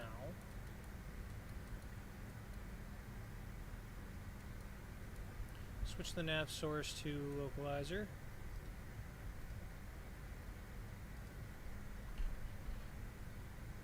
We'll go flaps 1. We'll drop the slats to start helping us slow down a little bit here.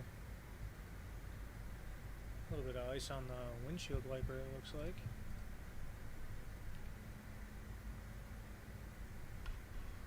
Again, very interesting that SimBrief decided 3-6 right, but we're rolling with it.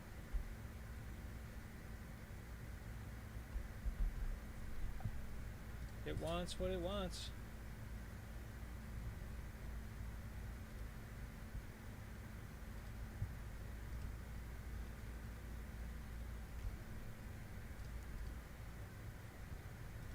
Okay, we'll arm the approach mode, just so it's ready.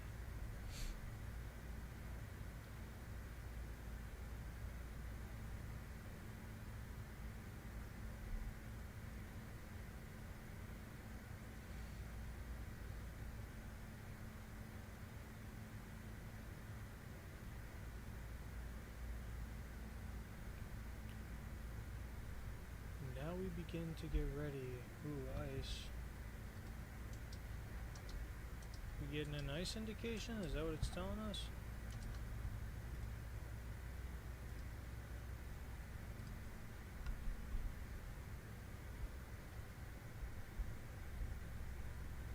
Okay, it's trying to intercept the localizer. It turned a little bit soon, but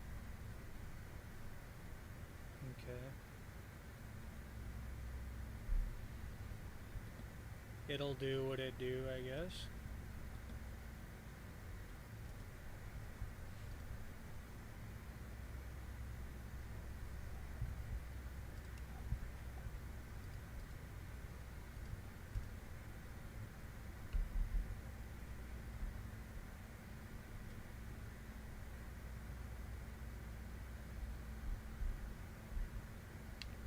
Charlotte traffic, blue streak 5196 on the 10-mile final, ILS 36 right, Charlotte.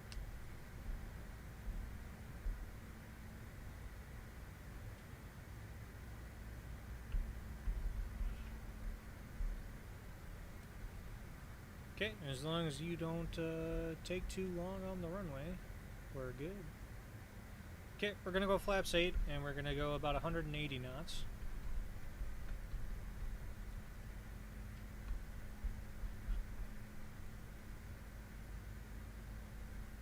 Bobbing is this plane doing right now? Okay, so we're looking a little more on that localizer, which is good. Glide slope is starting to come in.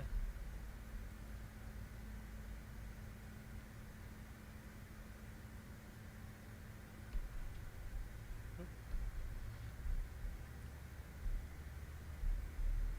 keep that speed up a little bit, don't want to drop it off. VREF, that's probably important. performance, looking 142. Okay, so we're gonna do 150 until we get close enough to the runway. Okay, gears coming down. The aircraft is making some really interesting moves to stay on track here. As long as it doesn't go full deflection, though, we're good. I do a visual on the runway. I just want to get a little more set up first. See how this aircraft does and performs. Okay, we're gonna go flaps 20. We'll maintain about 160. Charlotte traffic, blue streak 5196, 5 mile final, runway 36 right, Charlotte.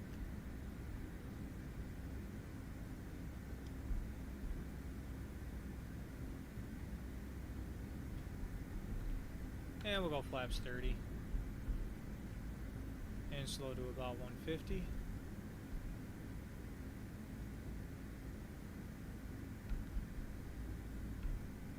And right now I'm not seeing any traffic on the runway. He said he was taking it, but I think he's should be out of here. Maybe a little quick peek. Yeah, okay, I think he's in the air. That's good. What in the stutter? Probably because I switched views. Oh no, don't get too slow on me here. Oh, I see he's beacon. He's off the runway. That's good. 1,000. Okay, we'll do about 145. I'm gonna take over by hand here. Ooh, that's quite the transfer. Never got the audible confirmation that autopilot was disconnected, but that's fine. We deal with what we deal with.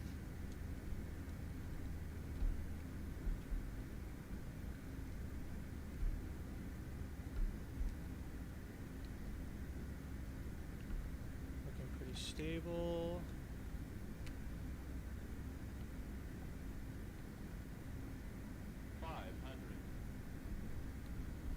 Okay, a little bit low. Let's get some power in there. Okay, back on track. 400.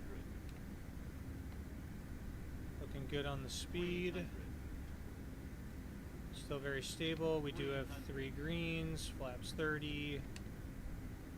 Set for a landing here.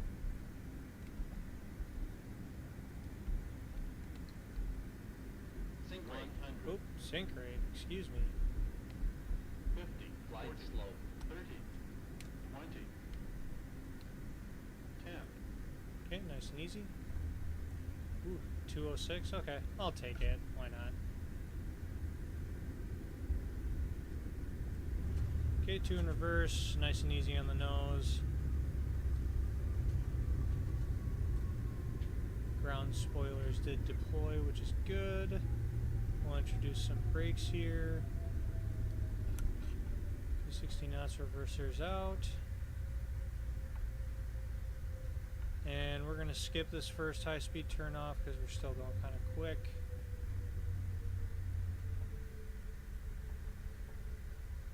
Okay, that wasn't too bad actually.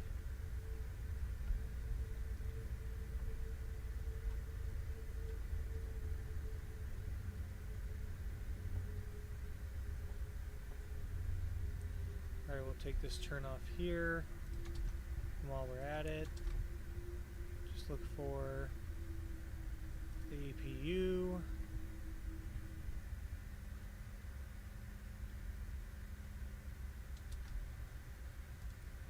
Give it a good old start, and we can turn off our anti-ice since we're on the ground. Clean up the flaps, and we'll just make sure that we clear the runway here.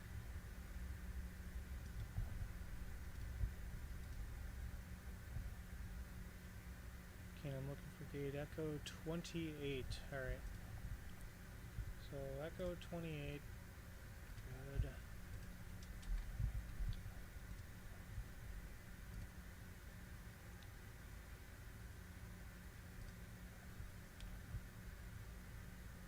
So Echo 28 is on my side, that's nice. Oh, but I have to go all the way around. Okay, so Echo 28's on the other side. good. So we're just gonna have to take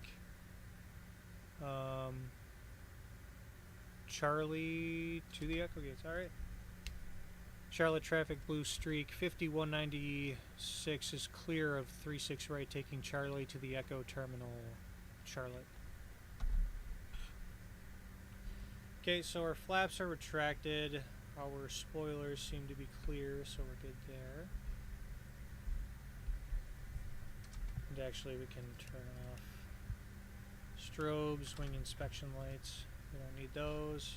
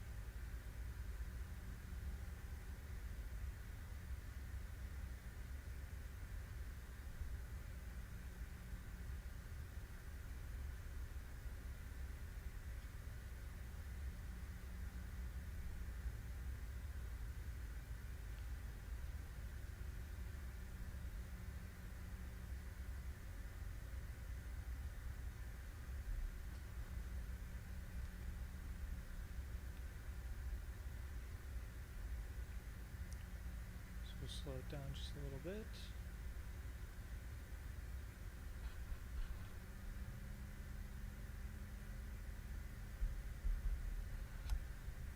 We are kind of wrapping around this entire terminal over here, so we're going to be coming back here and following this line.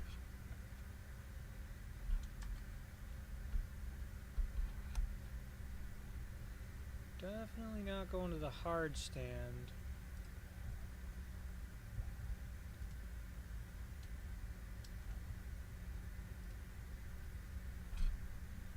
Not really on the line anymore.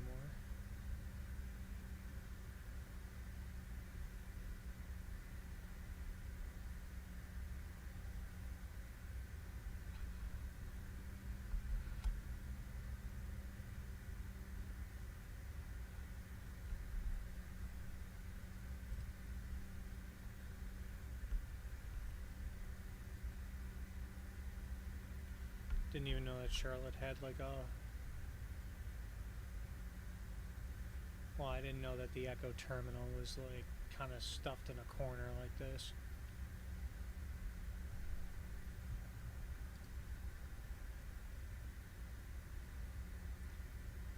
I was in Charlotte somewhat recently. Not too bad of an airport.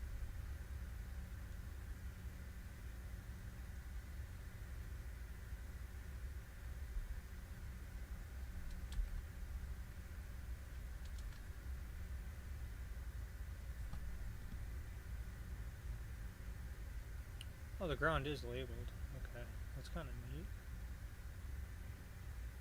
So where... So that's 36. We're looking for 28. 34.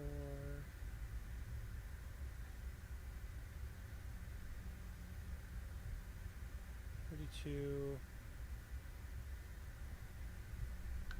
Sure, we can hit that building. Okay, yeah, we're good. 30, so this one should be 28 right over here. I don't like pulling into a gate with the taxi light on, but seeing as how the lighting on the apron here is garbage, guess I'm just gonna have to use it.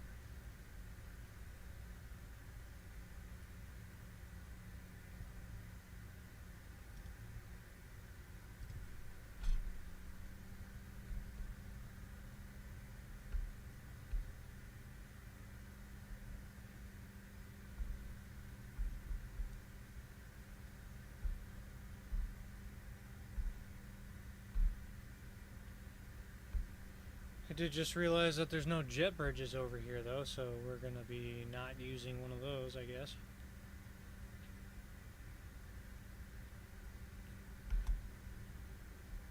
It's probably a scenery thing.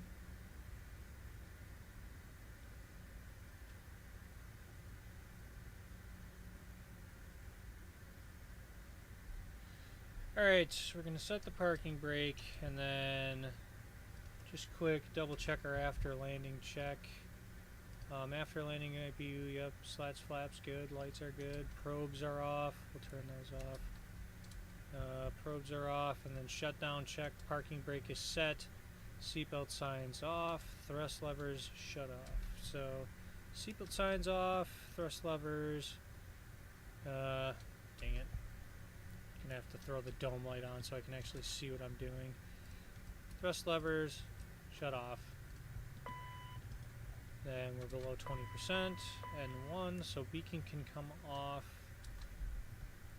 Okay, anti-ice should be off. Yes, it is. And the fuel pumps off. There we go. Fuel pumps are off. Beacon is off, and nose wheel steering off. Cool. Alright. So, leaving it in a turnaround state. We'll get the lights off as well. There's no jet bridge. Kind of curious how I was on the line here. Oh, wow. I did very well on that line. Let's go. Okay. Excellent. Cool. Well, there you have it. So now we're in a turnaround state, and we are at Charlotte, and we will be making the return trip back to Little Rock. I do have time for that. Things are looking good, but I do have to reset the sim and get everything ready to go because I just don't want to have the same issues that I had trying to get out of Little Rock. So let's hope we can not have these issues again by reloading the sim, and then I'll load it in a turnaround state so we can make it a little bit quicker getting out of Charlotte and back to Little Rock. And yeah, so bear with me. I'm going to reload the sim, try and move as quickly as possible, and we'll get back to it, alright?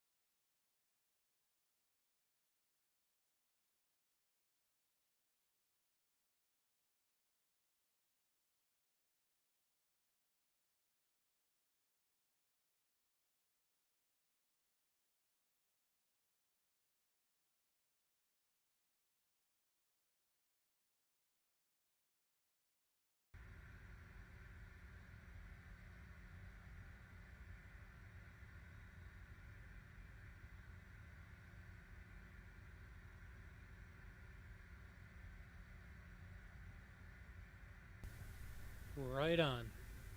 We are back. So, the plane's in a turnaround state. The sim has been reloaded. Our new flight plan has been filed. And I'm hoping that everything that I just did was in the interest of not having issues. Sorry, I had to sip my water. I had some in my throat. It's kind of choking me a little bit. Anyway, so now we're loaded in a turnaround state. And we can try and flip this bad boy around and make our flight back to Little Rock, Arkansas. The landing in this particular into Charlotte was actually not bad. I totally lost what I was going to say there. The landing in Charlotte was not bad at all. A little bit of a sink rate warning coming into the runway for some reason. I think I hit just the 1,000 foot per minute mark or something. But we recovered. It was a nice landing. 206 I'll take. We didn't slam it. Our center line was, you know, pretty good overall, and the sensitivity wasn't all over the place, so I'm good with it. So let's see if we can do a little bit better going into Little Rock. And I think we can. So let's get this camera going. And we'll come up top here and just verify that everything we... I mean, what do we got here? Oh, you know what?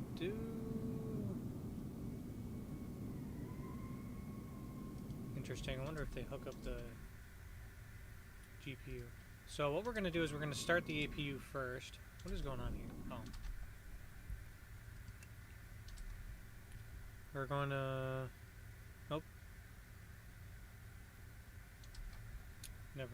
that didn't really work, did it? Oh, there we go. Now we got the APU doors going here. So we'll let the APU start, and we'll check the other switches as we're letting the APU start. Everything looks good here. Nav and the logo lights on will come on. All of our bleeds are looking in a normal position. That's good. Engine start switch is looking fine. Hydraulics are auto. We'll go ahead and turn those on for now because we should be ready shortly. Landing elevation in Little Rock, we're looking at 260 feet. So we'll put 260. So 2, 4, 6, 8, 10, 2, 4, 6, 8, 10, 2, 4, 6. And that should be 260 on the screen. Landing elevation 260. There we go. Alright, so that's all good. Air conditioning. Packs are on and the air conditioning's open, so that's good. Windshield, they're on low, that's good. Everything's good here. Seatbelt signs can come on as people are boarding an emergency. Lights are already set. Thrust reversers are on. Everything looks fine here, except we're going to be tuning into ground in a second here and picking up a clearance. Let's see if our yaw damper's on.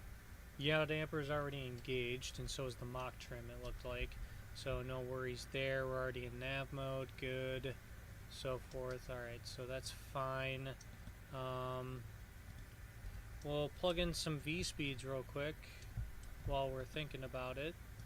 So let's go to performance, and 147 for both V1 and V rotate. So let's just get this in here. So we're looking at 147.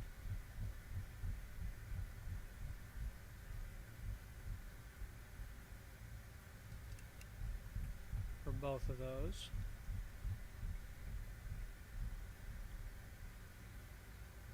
Okay. Then V2 is 158.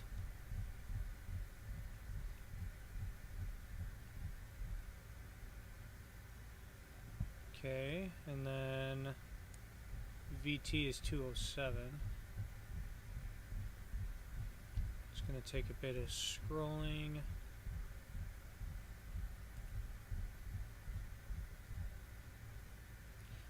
Right, that's good. Altimeter is going to be in inches of mercury. Let's go ahead and pick up the ATIS from Charlotte. Departure ATIS. Departures in use. Expect runway 36 center, 36 right. So we can probably expect 36 right. Victor altimeter 3036. So let's get that in there.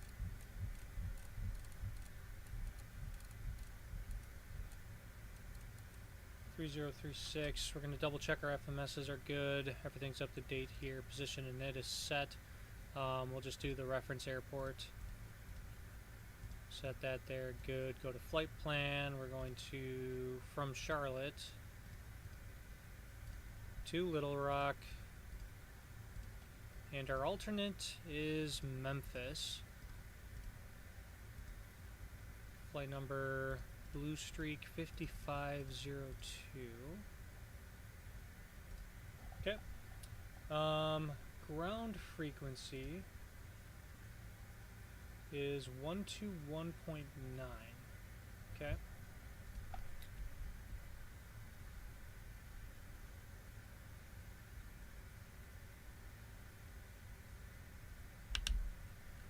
One two one nine.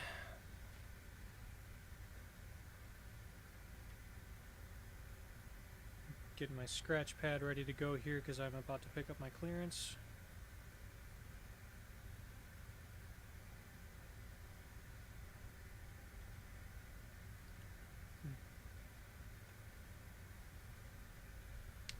Charlotte Ground, good evening. Blue Streak 5502, Gate Echo 28 with Victor requesting clearance to Little Rock.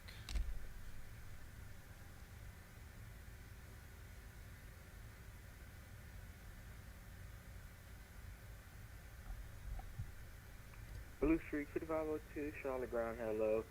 You're clear to Little Rock Airport. Extra 5 departure. Odds paid transition as filed. Maintain 8,000. Expect flight level 360 and 10 minutes departure. Departure is offline. Squawk 2522.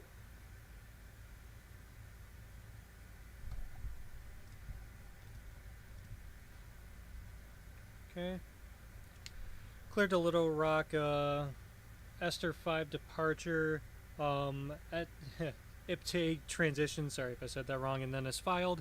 Maintain 8,000, flight level 360, 10 minutes after departure. Departure is offline, squawk 2522. Blue Streak 5502, read that correct. Push at your discretion, call for taxi. Alright, push my discretion, call for taxi, Blue Streak 5502. That transition is really difficult to try and pronounce. It's like IPTAG or yeah. I think I absolutely butchered that, but that's fine. Cool. So we got the route that we were expecting. So let's go to departures. Esther 5. Oh, it's the only transition there anyway, so it doesn't matter. I'm expecting runway 36 right, so let's put that there. Oops, that deleted my transition for some reason. Go back to flight plan, go to the next page, and then from IPTAG, we're going direct to CHOPS. CHOPS with a Z. There we go, CHOPS with a Z, and then direct Thrasher is what I'm going to assume that is. Tango, Hotel, Romeo, Sierra, Romeo. I'm going to assume Thrasher. From there, direct to Victor Uniform Zulu, VOR, Vuz. And then taking J14 to Little Rock VOR, and that is the end of our route. So now let's go to, we'll go ahead and execute that. Go to our legs page. We'll get rid of this discontinuity. And then, what runway can we expect to land on? Per sim brief. Arrival airport, we're 4 right. Okay. So we're expecting to land on 4 right, so we'll plan for the ILS. 4 right. Little Rock transition? Yeah, let's do it. Easy enough. Sweet. And then let's make sure, once again, we get rid of discontinuities. And we do have a procedure churn in there, but Memphis Center is online, so we might just get vectors. But just in case, we're going to do what we do. Okay. Good. Next thing is Perfinet, and then just put in the information real quick. So we're looking at 78 passengers, less full of a flight this time, 3,900 pounds of cargo. Fuel current is 12,365. We do need more fuel on the return trip. We're going up to flight level 360. Alternate cruise we don't care about.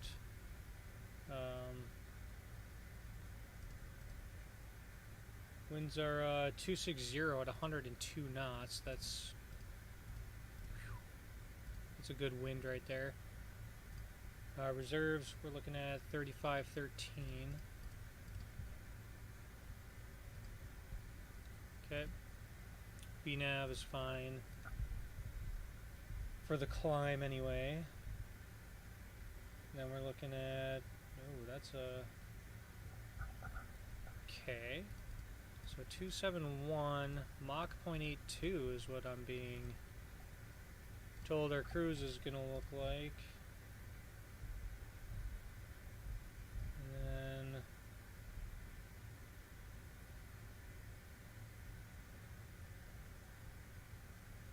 where's the change?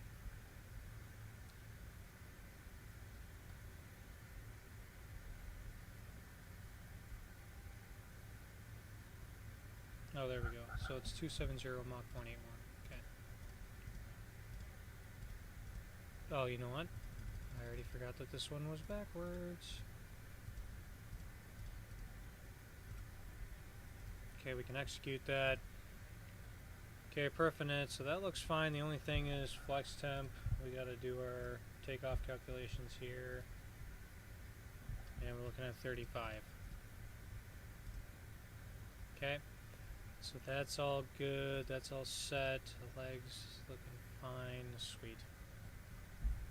Then the only real thing we have to do left now is set the autopilot. We were given 8,000 feet initially. So we'll adhere to that. We're doing 3.6 right. So the heading bug is actually fine where it's at. Autopilot set. Altimeters are set. We're looking good. Checklist. Oh yeah, let's go to charts. Use FMS flight plan. I'm gonna exit out of this first, I think. There we go.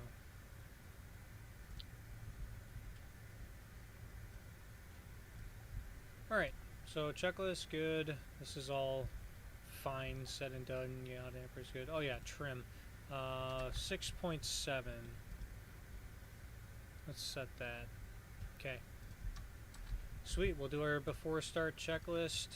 Passenger signs are on, landing elevation is set, altimeter set, FMS is checked and set, IRSs are aligned and in nav. Radios and nav aids are set, takeoff briefing's good. Okay, so let's get ready to start. Okay, and pushback is our discretion, so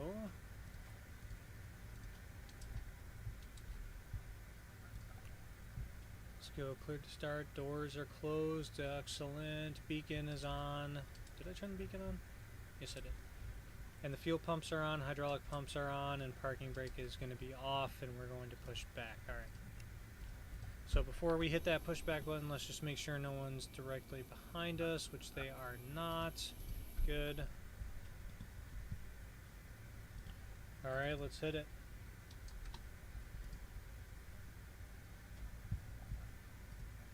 Moment of truth right here. Let's see if we have issues or not.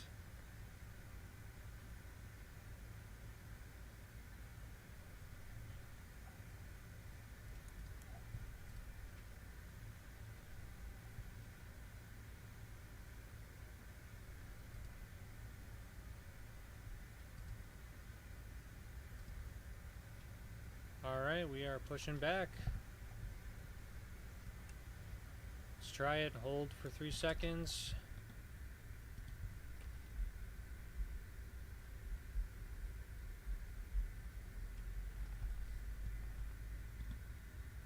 Being turned already, which I actually like because there are obstacles behind us. Okay, introduce fuel. Oh, is it working? It's working.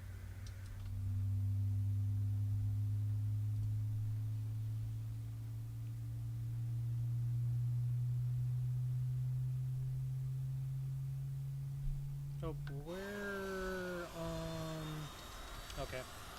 That was Display the safety features of this aircraft. way too much spinning When right the there. seatbelt sign is illuminated, insert the metal fittings into the buckle and tighten.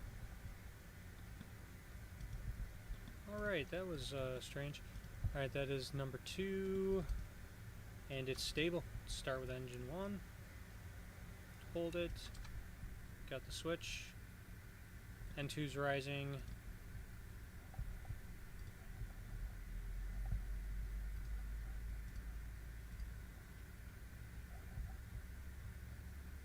%.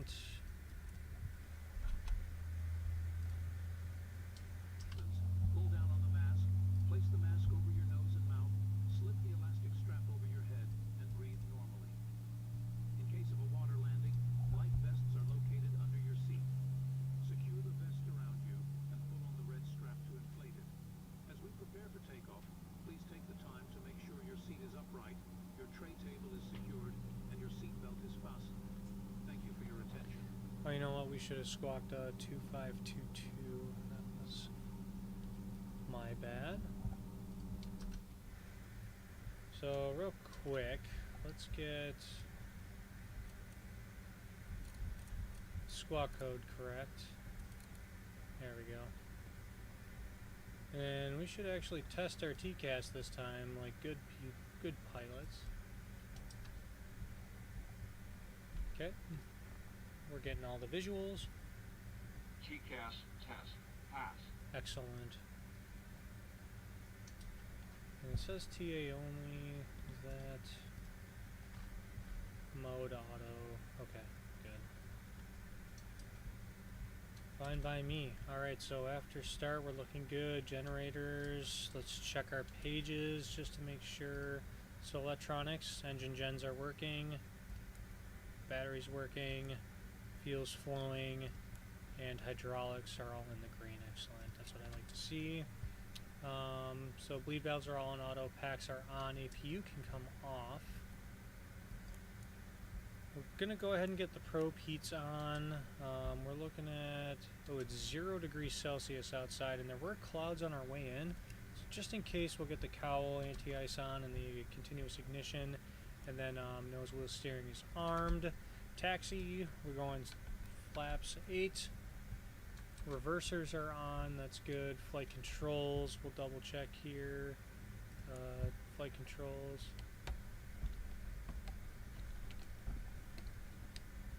Okay, they are free and correct, that's good. Thrust reversers are armed. Flight instruments are checked, and brake temp is good as well. Alright. Sweet. So we are good to go. Then just making a call for taxi, and we are going to have to get CTAF on standby because this is a ground controller. He is not a tower controller, so he cannot clear us for takeoff.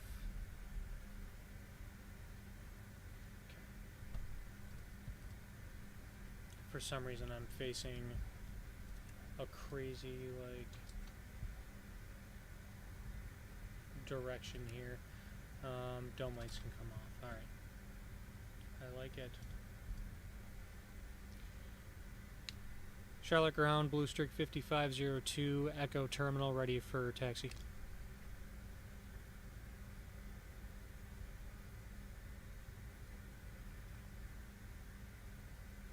Blue Streak 5502, Charlotte ground. Runway 36 right, taxi via Charlie. Runway 36 right, taxi via Charlie, Blue Streak 5502.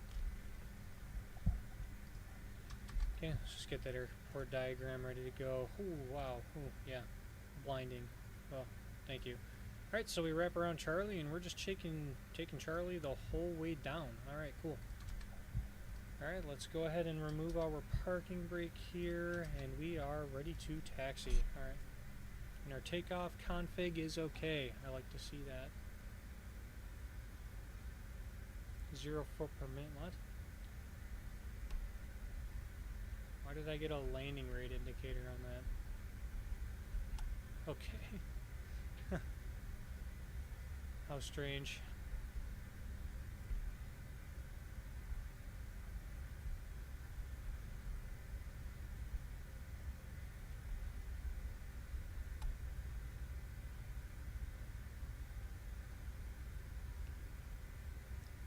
Get by these gates here. We are in the apron area, so I'm going to keep the taxi speed a little bit on the slower side.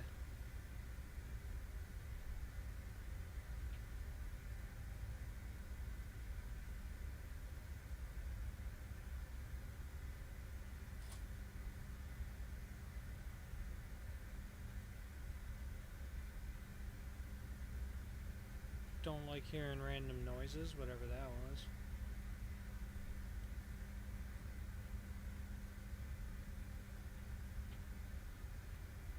So we're wrapping around here.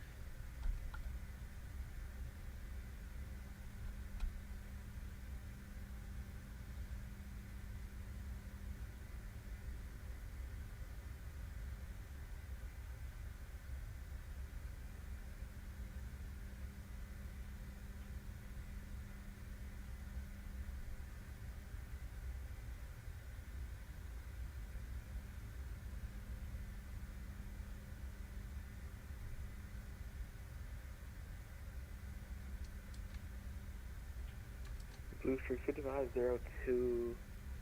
Could you take runway 18 left? Stand by Blue Streak 5502. Cop.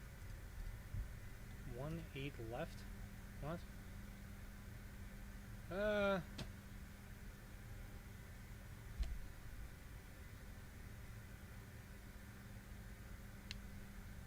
Charlotte ground, Blue Streak 5502, 18 left should work. Copy. Tech runway 18 left, you Charlie. 18 left via Charlie, Blue Streak 5502. Alright, so we got an 8 knot like tailwind, but that's not too bad. Oops. So, just have to be cautious here.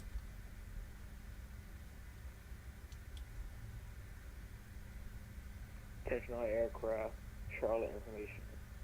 Whiskey now current.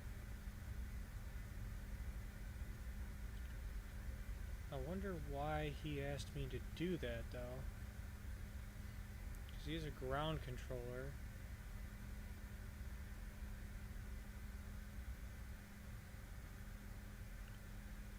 Okay, we're holding short 18 left. We'll do our before takeoff checklist. 5502, look for HD available. I'm going to advise you on the traffic. You're going to be on a short final runway 36 right. Monitor CTAF 118.1. Good day. Alright, monitor CTAF 118.1, Blue Streak 5502. Have a great night. You too. Alright, so plane's on short final for 36 right, which is even all that much more confusing that he gave me 1A left. That's the traffic right there.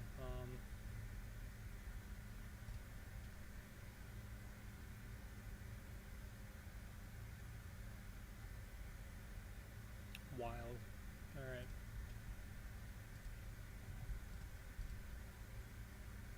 So in that case, what I think I'm going to do, just to be safe, is I'm going to lower the flex temp.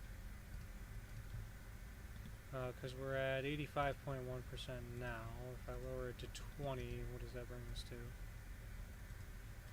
Really? Why wouldn't that be allowed?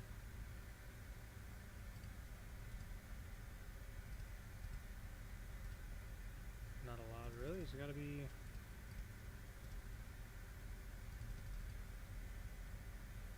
Okay, well I guess we're not doing a flex temp. Because with a tailwind, I don't really want to mess with the flex all that much.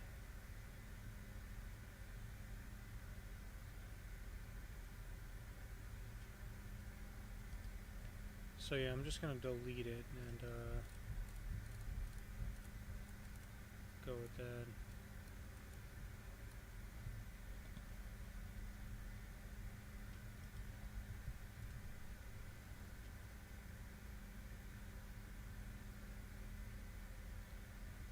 And we'll just take off and we'll make the left turn out.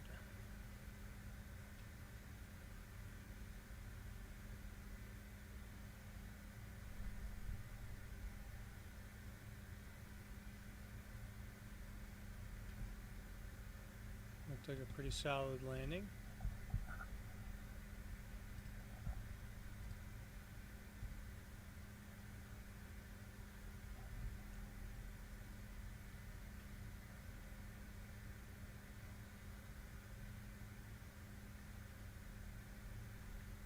I'll also treat this takeoff more like a short field. I'll get in position, do my 60% with my brakes on, and then release the brakes at takeoff power.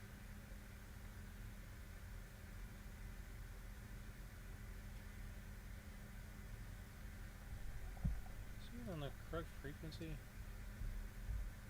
Probably not.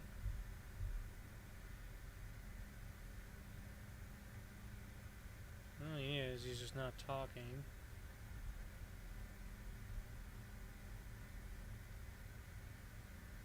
Ground's online and he's still taxiing, so that's interesting. Okay. Charlotte traffic, blue streak 5502 is taking runway 18 left, departing, making a left turn, departing westbound, Charlotte. And we're going to make a left turn just so we don't cross paths with anyone. Okay, we're looking good there. Strobes on, wing inspection on. Alright. Flight attendants, we are taking off.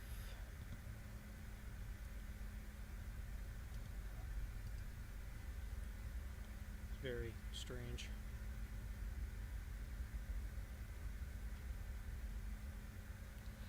Didn't really have to accept it, but I did.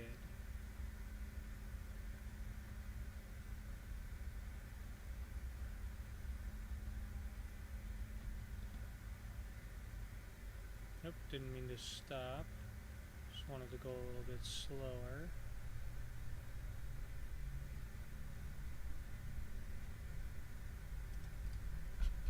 Oh, you know what? I just realized that my engines were higher power than I realized. Whoops. Alright. Let's go 60%.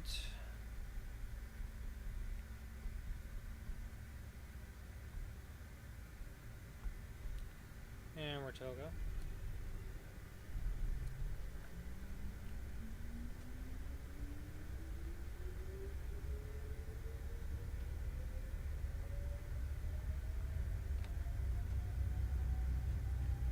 We got the forward pressure.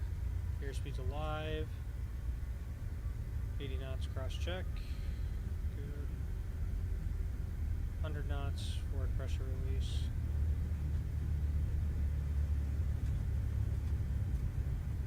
Okay, yeah, we'll be good. V1, rotate.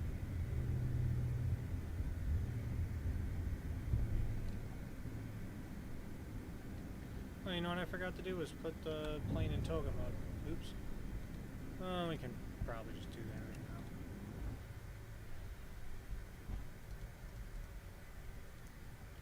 now. Is there anyone in my way? Like, do I have to worry? No. I'm actually going to make the right turn. That's fine.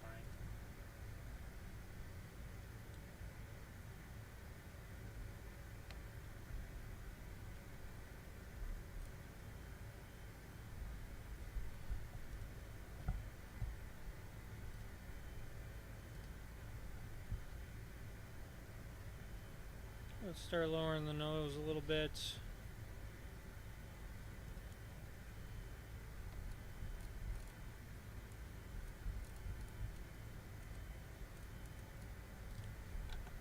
Go flaps 1. We'll direct to Gin. Go nav mode. And flaps up.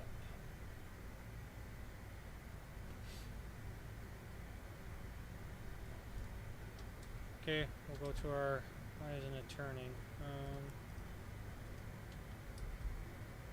Try this again.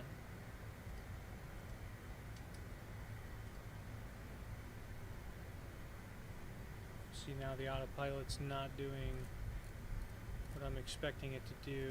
Oh, and it's not even maintaining speed either. Okay. Disconnect for a second.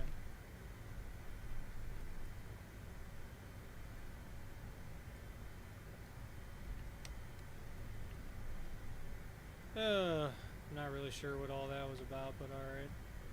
Should have just kept flying it by hand, but whatever.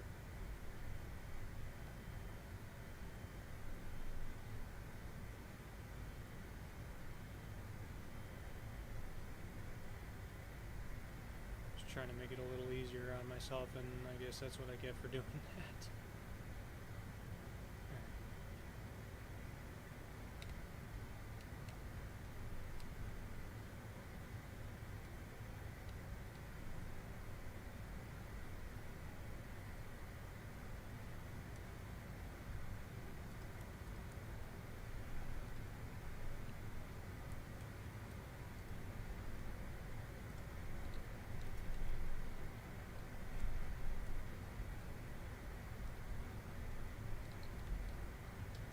See if we can get this to reorientate itself.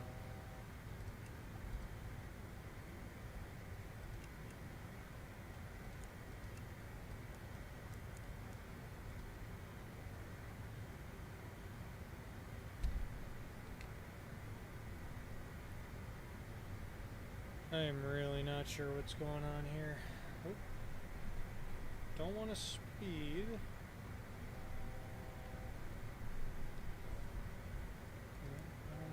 Oh, you know what? That's why. We're just gonna go straight to cruise. Because no one's online to tell us not to. I'm gonna go speed. I'm gonna go 290. We'll recycle nav mode.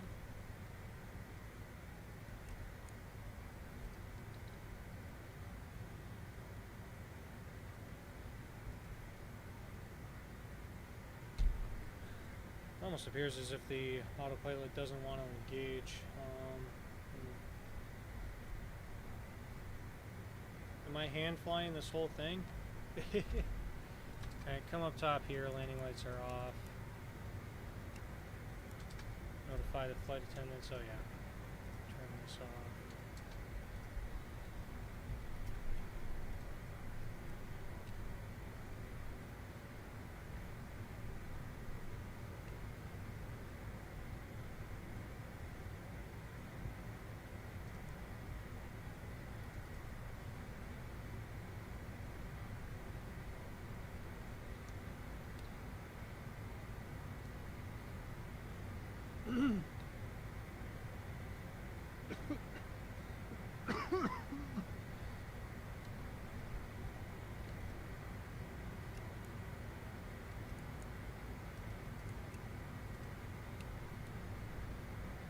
This autopilot will not engage.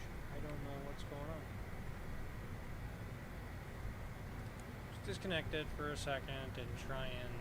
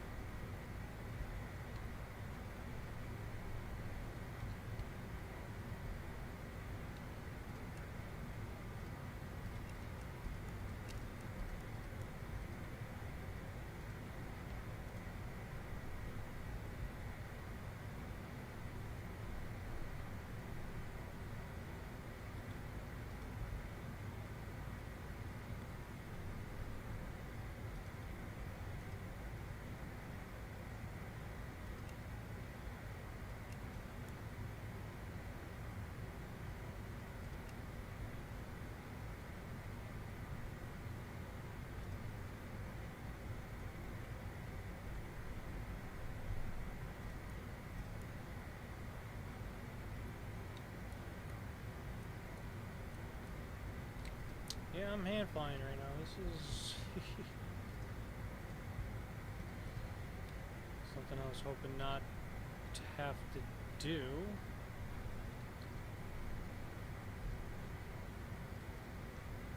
Am I on climb thrust? Yeah, I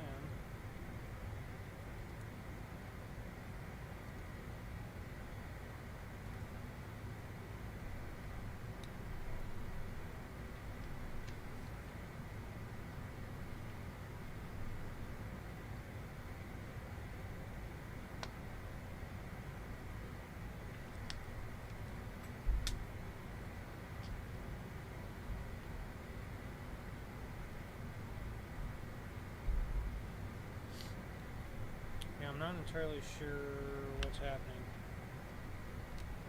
We'll go to en route, Unicom. Altimeter can be standard now, and I've been flying this by hand for a while. So let's reduce the range so I can be a little more on.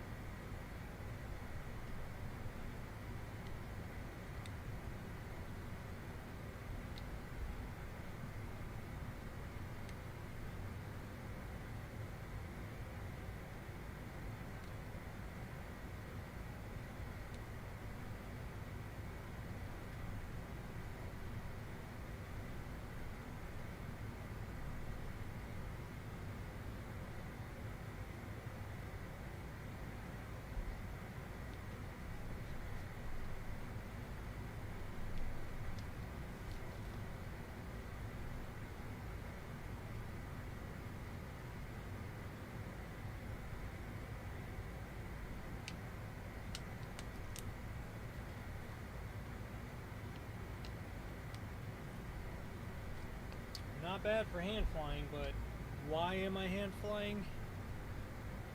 I don't know. This is a very strange occurrence, and I cannot get the autopilot to engage.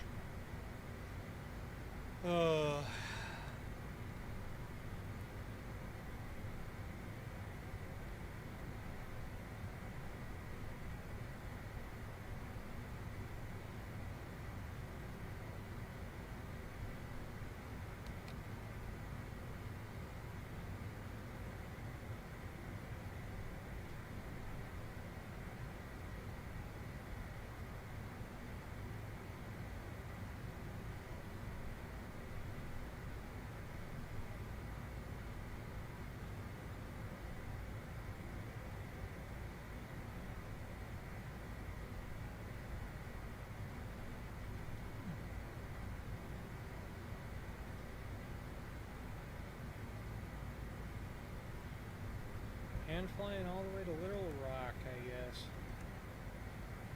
Yeah, still won't engage. What a trip.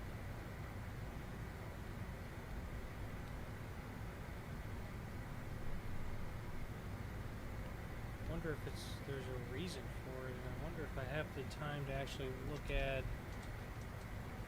pedestal down here.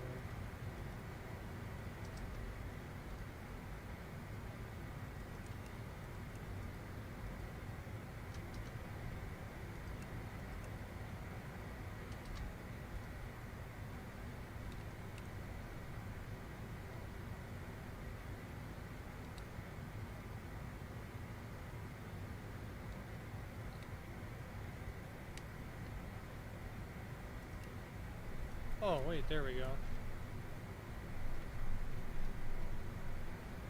Okay, I think for some reason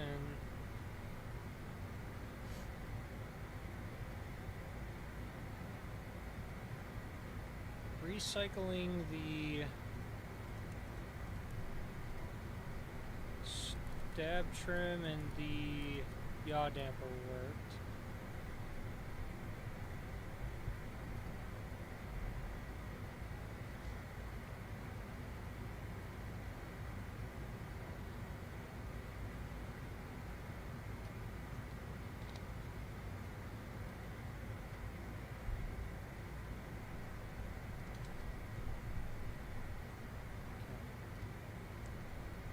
Fuel cross flow, yep, oh, and the reversers, there we go. Alright, now we're looking good again.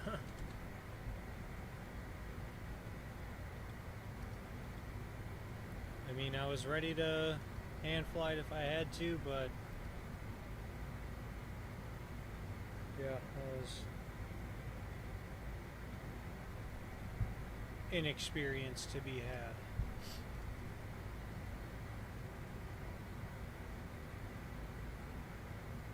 Still gonna watch closely though, just to be sure.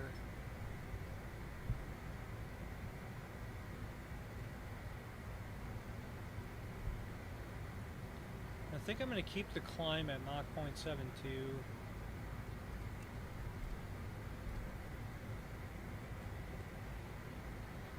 And once we get to cruise, I believe Mach 0.82 is where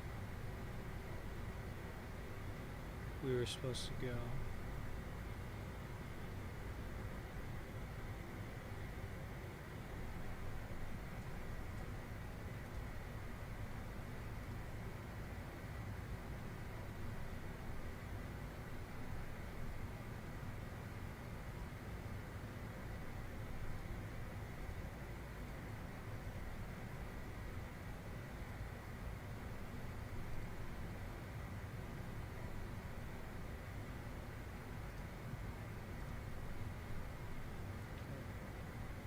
Memphis Center is still online.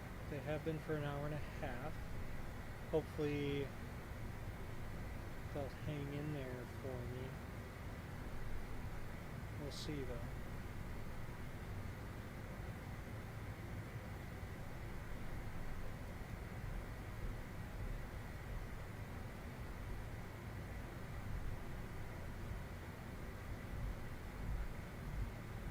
Interesting, that Thrasher waypoint is right on top of the Atlanta airport. So we cross over Atlanta.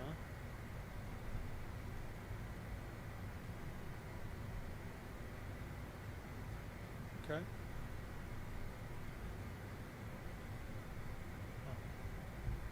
Now that we're high enough, I'm not worried about icing, so we'll get the cowl off. Continuous ignition, and let's box stat page here.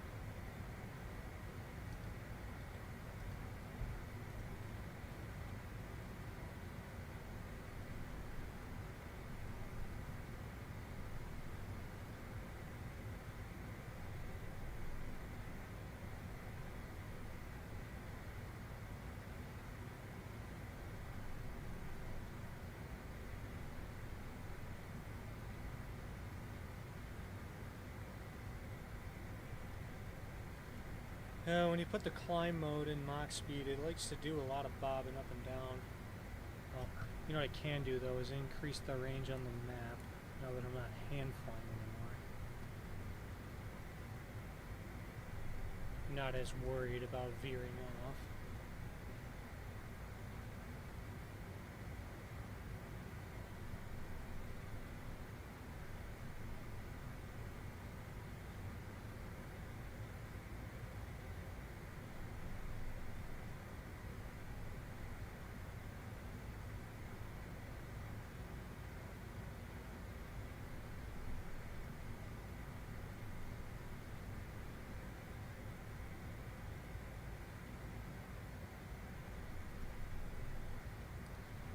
Seems like we're taking less time to get to cruise. We're at 31.9 and we're already at 99 knots of headwind, so we're gonna get that 100 knots of headwind now. There it is, triple digits.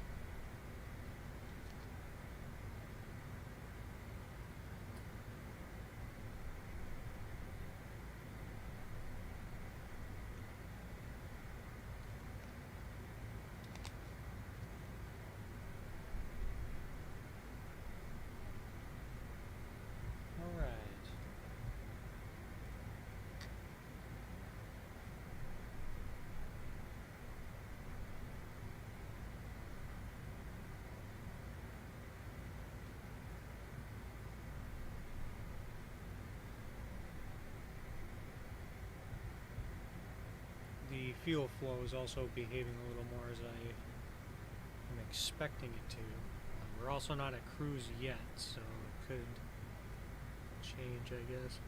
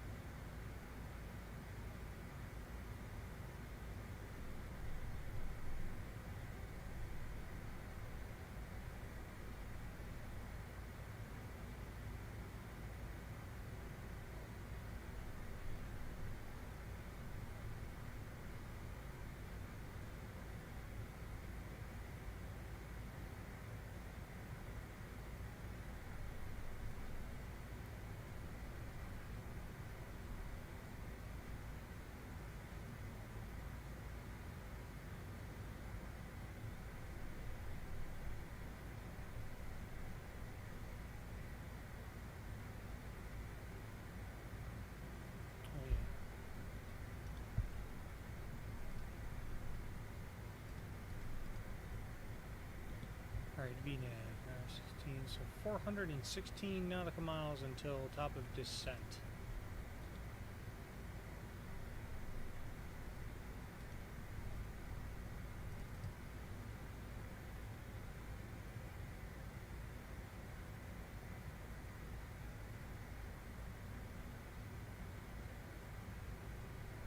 And it is quite the headwind there, 109 knots, is that what that's saying?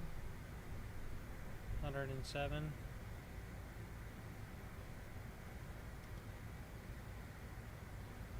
Makes me almost want to go lower. I should, but... Okay, Memphis Center is 13255. We have a while to go before we're in their airspace, but...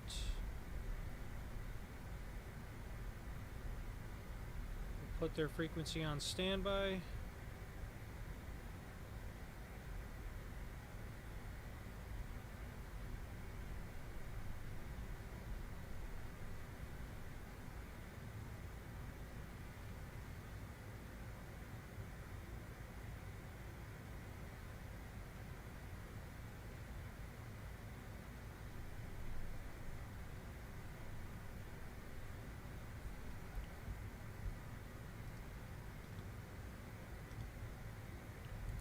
I probably could turn those down a little bit. They look like they're kind of overtaking a little bit. 1,000 to go, by the way.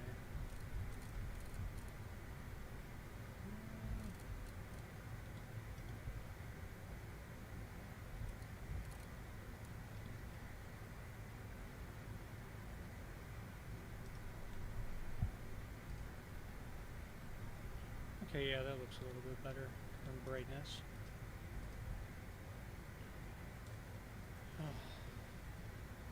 We're almost there, almost at cruise.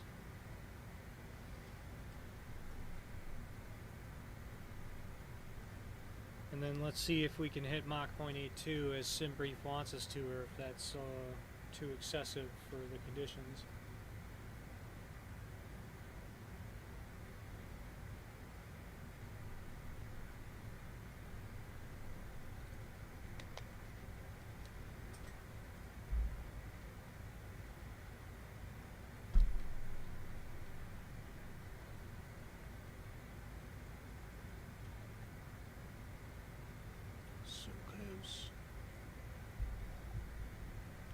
Oh yeah, and it really wasn't as turbulent as I was anticipating on the way to Charlotte. There were a lot of PIREPs for turbulence, you know, before I went live for that first flight, but a lot of them have tapered off. There's only one moderate turbulence report. It's at 24,000 by a 737 right to the west of Atlanta, so that is kind of right in our path, but we're at 36,000, so let's see if that really affects us any.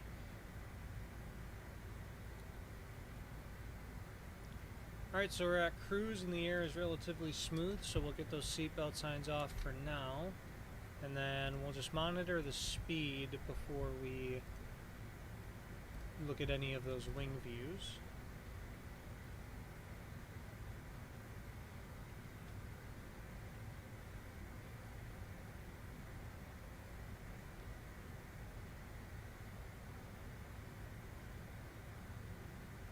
Alright, well, we'll just keep an eye on that speed and enjoy the view.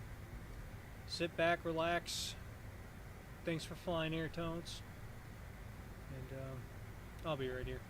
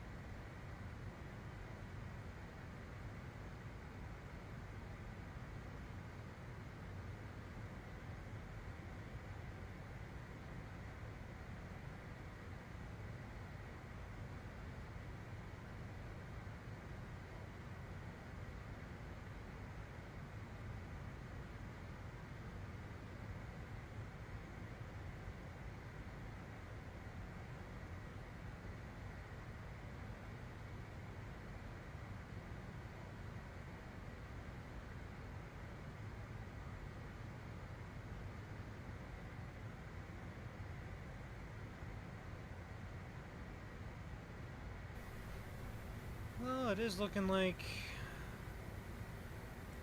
Mach 0.82 is entirely doable. But we'll have to really pull back on the throttle. I mean, yeah, the fuel flow is behaving more now as I would have expected to, you know, for the first flight, but it didn't for some reason, but now it's behaving well. So let's see, let's get to Mach 0.82, walk the throttles back, get about 1,800 pounds per hour on the fuel flow, and should be a nice and steady cruise.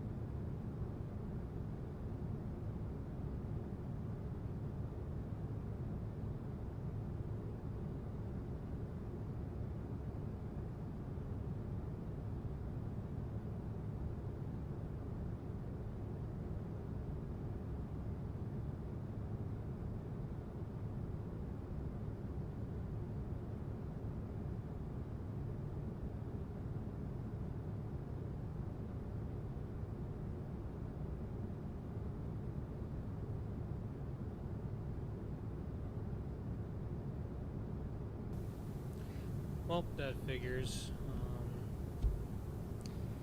Memphis Center signed off as I was starting to approach upon their border. So no ATC for us. And Nashville actually just signed off as well. Yeah, everyone said see ya. Well, that's unfortunate. I was looking forward to some ATC on the way in, but nah. At least we got Charlotte ground. We got our clearance, and then a taxi clearance, and then a very strange runway request from the ground controller, if anything, while an aircraft was on final for 3.6 and asked us if we wanted 1.8. Yeah. Oh well. We'll just do with what we can.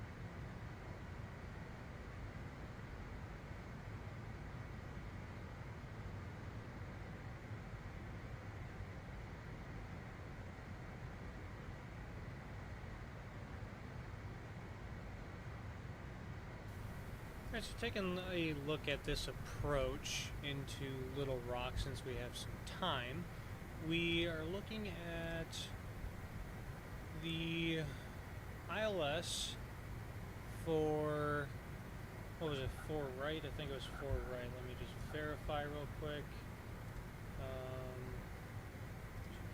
Yeah, 4 right.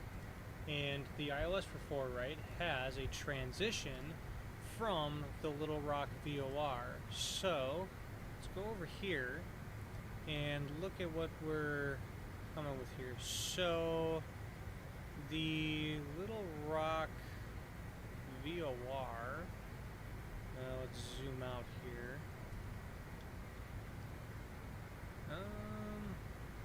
Oh, Little Rock is here, and then there's a procedure turn. Oh. This is actually something that I don't think I want to do. So let's go to the plan page real quick and figure out what exactly we're looking at here. Plan page. Can I not look at that now that I'm in the air?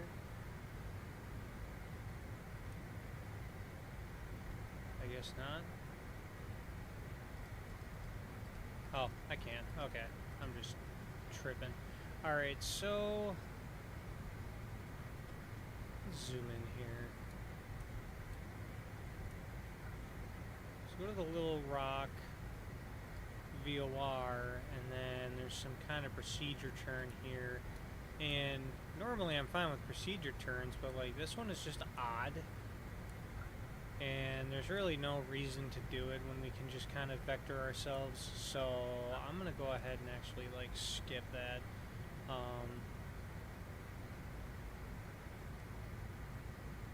Yeah, we're just gonna kind of vectors ourselves onto the approach, because that's kind of an insane little series of turns and procedures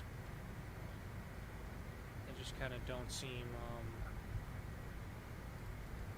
fun right now, I guess.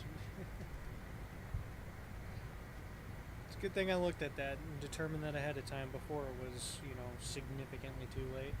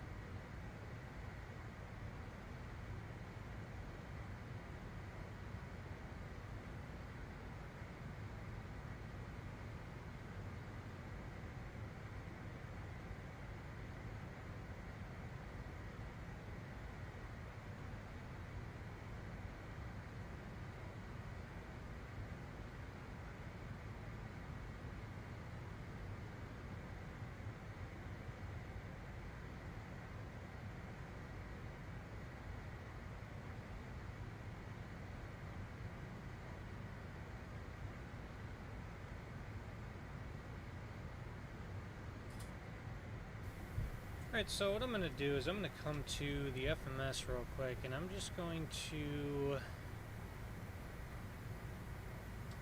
kind of change up the approach. So we go from Little Rock to Getty, and Getty is here. So we do want to start at Getty, but we don't want to do this procedure turn or anything, so let's go over here, go to arrivals, we'll do the ILS 4 right, and we'll select vectors, and then we're just going to direct to XS,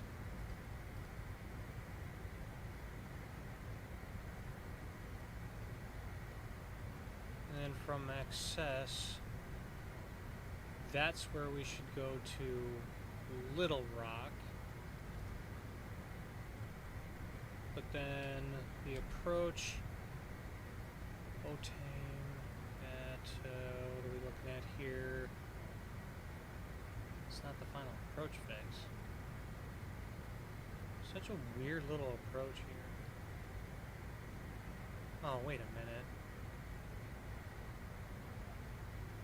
We could do this from MOMT. Why don't we try that? Let's do it. Legs, MOMT.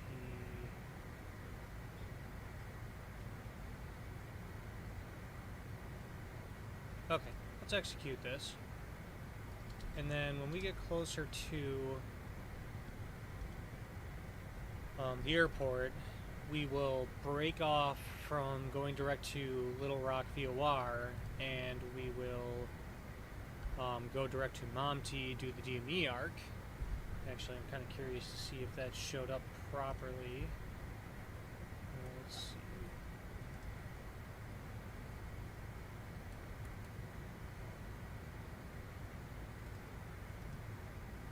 It does. Okay. Let's see if we can pull off the good old DME arc in CRJ.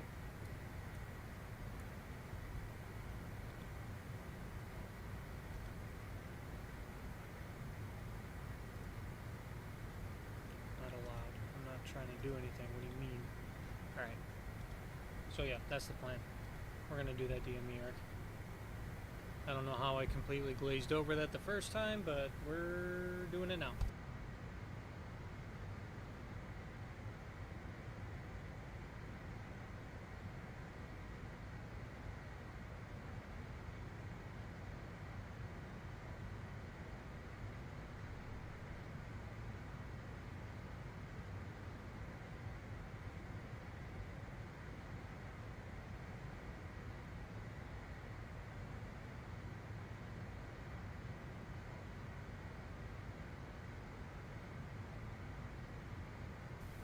You know, for as strong as the headwind was for almost the entirety of this flight, there has been a lack of crazy turbulence, which is good, because people got to, you know, move in the cabin, they got their snacks.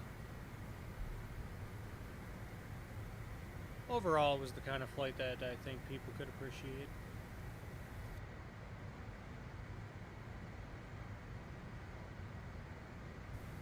Let's go back to the approach plate here. So if we're going to MOMT, 3,500 from MOMT to the lead-in radial, which is looks like 215 is the lead-in, and 3,300 is the minimum safe altitude around Little Rock VOR. So we can descend down to 3,500 easily, safely, intercept this DME arc, and then 3,500, once we get to the lead in here, I'm sure, let's see, because Getty we want to be at 2,300, so we could descend down to 2,300 pretty easily once we hit that lead in radial. We get established on the localizer, and then we are on our way to Getty. Shouldn't be too much of a hassle there. I think I have a plan. Let's see how it works.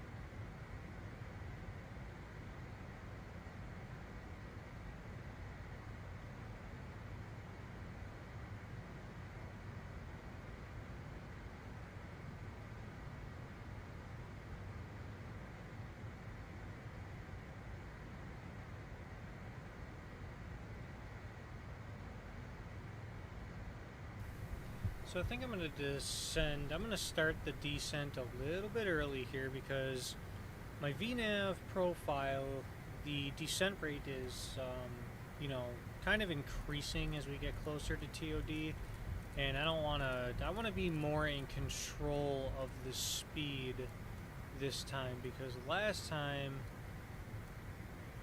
what is happening? It was like I couldn't control the altitude. Like fine-tune the altitude. Okay, weird.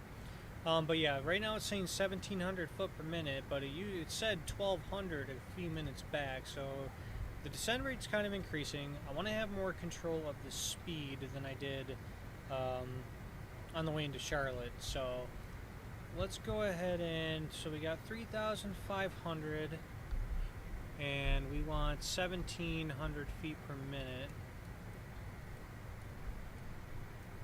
We're going to start a nice slow initial descent. Actually, we should tell people to get their seatbelts back on. Oop, that was a mistake. Don't want it on auto because, well, the plane doesn't know. Still no ATC online, so that's kind of a bummer because we almost had it and then they signed off right when we got into their zone, so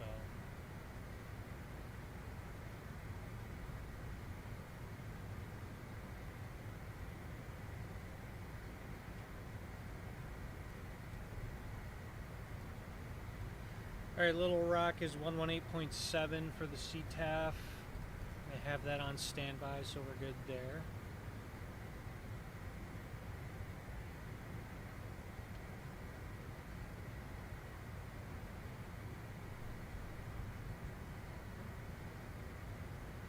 From there, we just kind of watch the speed and watch the charts.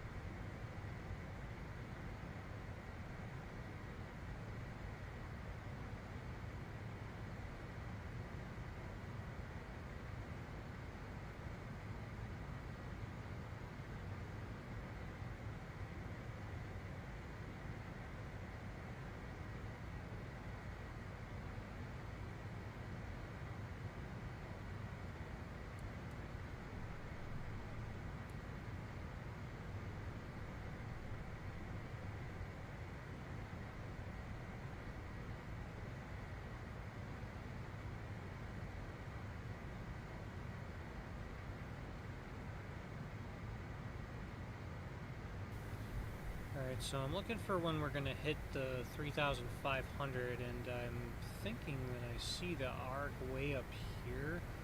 I actually want to see it closer, so we hit that altitude by Monty, so kind of wonder if I have to make the descent a little bit steeper. Probably. Let's just go ahead and do it. I'm gonna deploy some drag so we don't overspeed.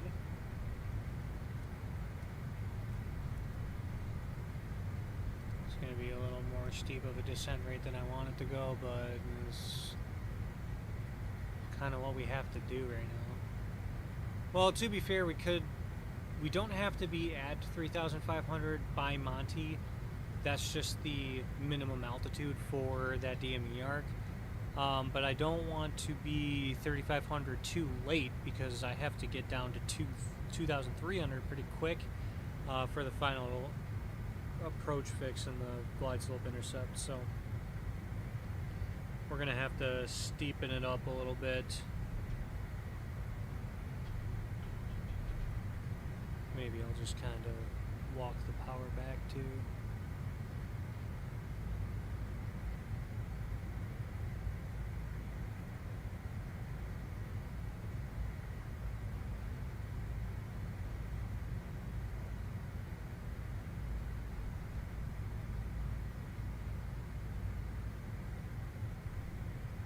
Alright, so since we're going to be descending pretty much through the flight levels, we're going to look at the Little Rock altimeter and just go right to it. So 3054. There's some pretty good high pressure up in Little Rock. Changing the altimeter is really freaking the sim out. So 3054. Gonna double check that one. Yeah, 3054. Okay. So the altimeter is set. Okay, yeah, we're looking at a more... Okay, I'm a little more happy with the descent profile. I don't like descending at 2,800 feet per minute, but I also failed to kind of plan ahead for this approach. Probably should have looked at the approach, you know, visually before I said, oh, hey, Little Rock is a transition, let's do it, because Little Rock was the transition that I did not want to do all along. That's alright, because now we're set up for success.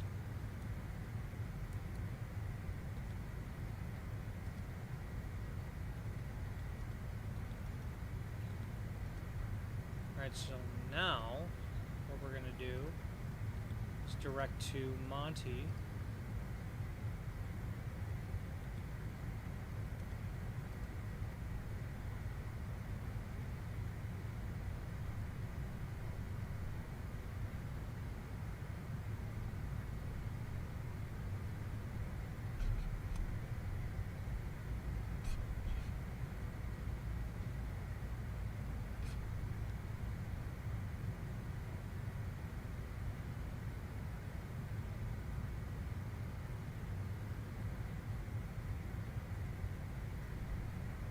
We could definitely slow this down just a little bit. So 2,500 feet per minute on the descent. We'll pull the throttle back and we'll descend at a solid 270 knots is good for now. But I want to make sure that we can do 250 at 10,000.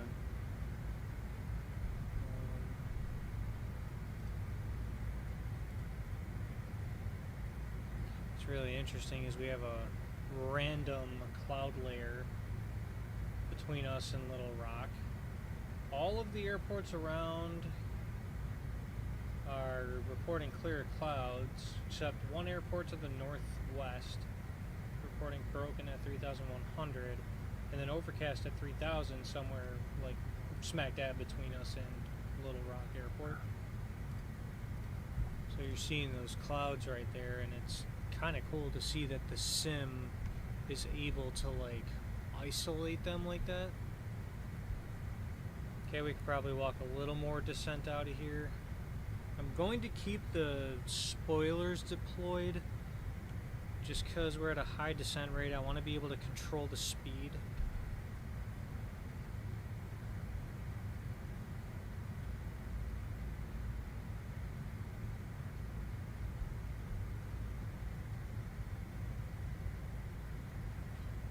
And actually that's 18,000, so we're going to notify the flight attendants of final descent. I'm going to come over here, checklists, descent, landing elevation is set, fuel is checked, going to double check here, yeah, 5,000, that's plenty. TCAS is set, we're good, radar is good, CAS is checked, good. Landing data set and approach briefing. We have briefed the approach for ourselves. Flight attendants, please prepare for landing. Passenger signs are on. Thrust reversers, let's go ahead and arm those. Landing gear and slats and flaps, that will be as required.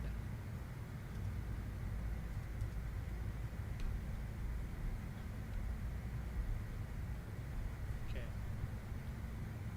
Yeah, we can start slowing this descent rate a little bit.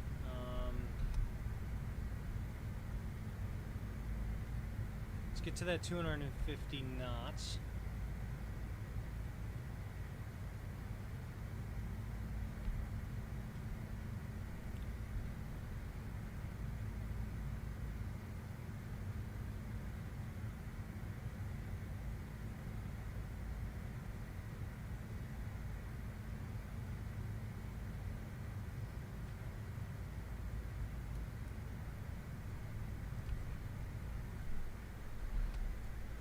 Alright, now I'm going to take the drag out and see if that performs for us. Oh yeah, by the way, this can come on the camera.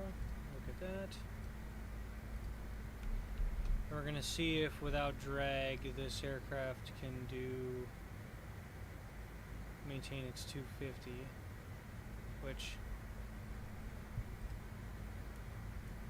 it's not going anywhere, but I don't like that because it can only go anywhere but up from that point.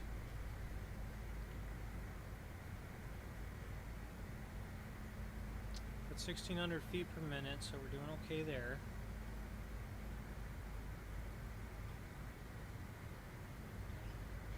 The temperature is close enough to where I'm worried about icing, so I'm going to get the icing systems on.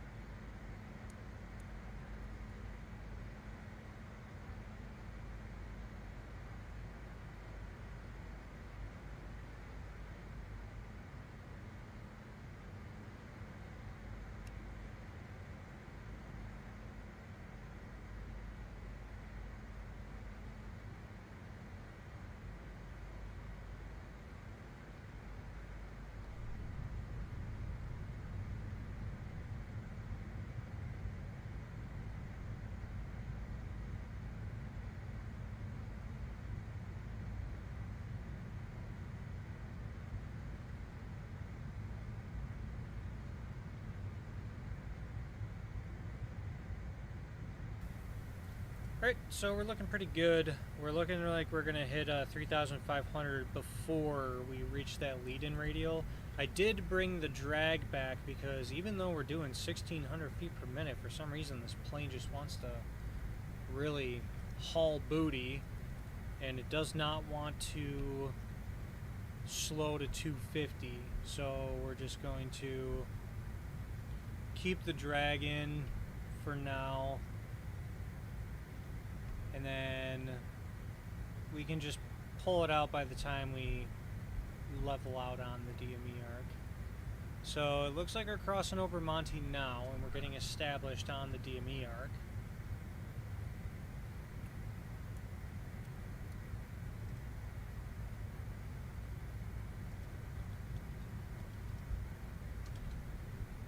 Charts. Monty.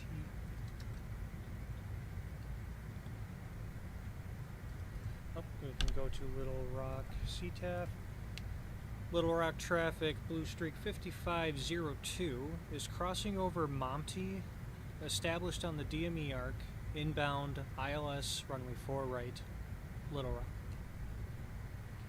Well, it's probably a pretty long radio call, but I hope they get the gist. Doing a DME arc and a CRJ. Out of all the years that I have been flying this plane on Flight Sim, I've actually never did the DME arc. It's easy, I haven't done it, and it's interesting to me. Alright, so we're going to try and slow down to... We should probably start doing about 210 knots here, because we're getting on this approach. And 250 is a little fast at this point. I turned on my landing lights, right? No, I didn't. What am I doing? Stop paying attention for like a brief second and I'm 7,000 feet without my landing lights on? What are we gonna do? Okay, so now I'm comfortable taking the drag out, because what I'm gonna do is I'm going to lower the descent rate, because now we're actually getting down and we'll be just fine on this altitude.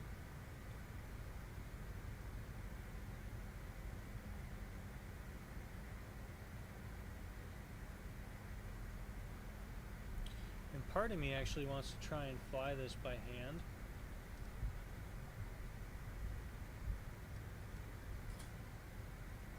Kind of intrigued to do so.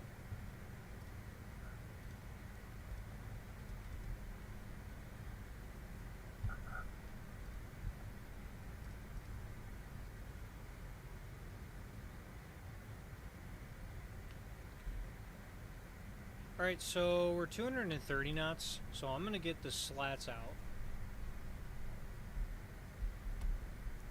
And hopefully that'll start kind of producing some drag.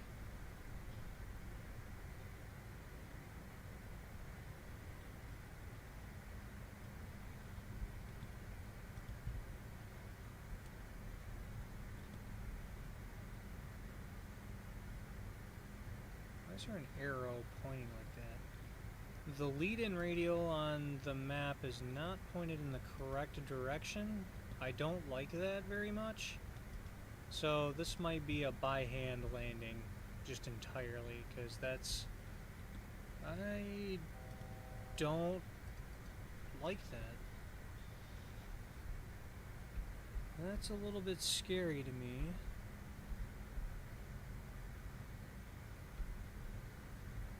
So actually what I should do is I might just set up like a 30-degree intercept just in case.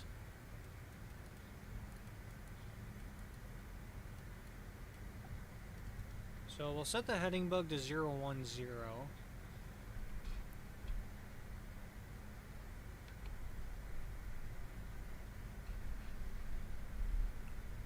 And we'll go flaps 8.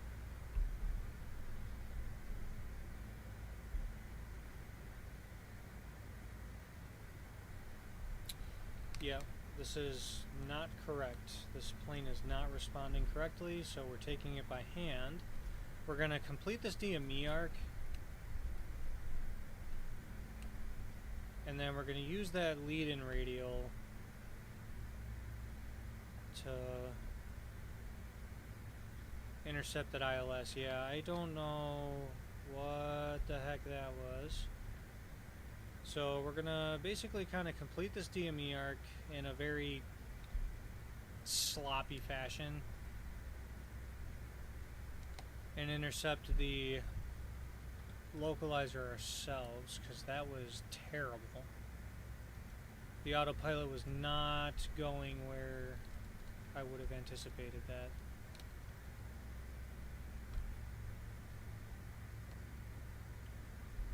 Because the lead-in radial, this arrow, is facing the wrong direction, and I don't know what that's about. Is that like a navigraph issue? Is that whatever? Okay, so we've intercepted that lead-in radial. So let's go ahead and turn now.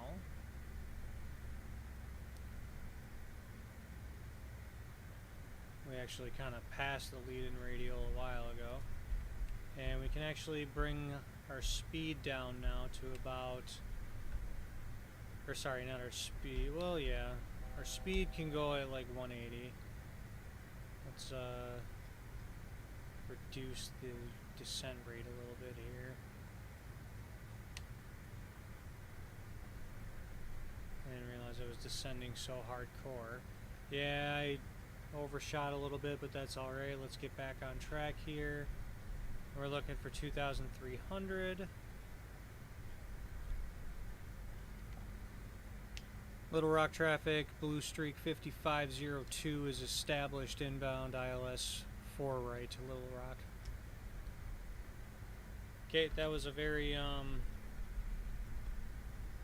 what the heck type of scenario. Gears coming down. The FMC just did not have the information correct. Okay, we got 3 greens. That's good. We're on less than a 10-mile final. Localizer needle is coming in. We'll use it as a backup. Oop, we are descending by accident. Don't want to do that.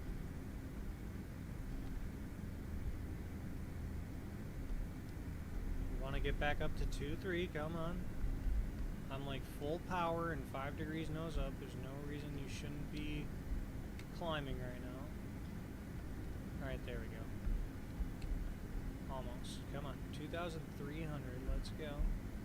Let's go. Glide slope should be coming in. There we go. 2, 3. Okay.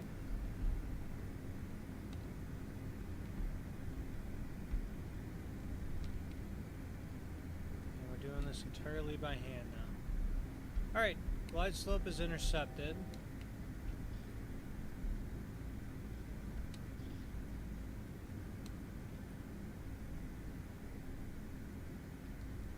Didn't really brief the missed approach, which I should have, but we're VFR, so we're just going to treat it like a pattern. Little Rock traffic, Blue Streak 5502 is on a 5-mile final, runway 4 right, Little Rock.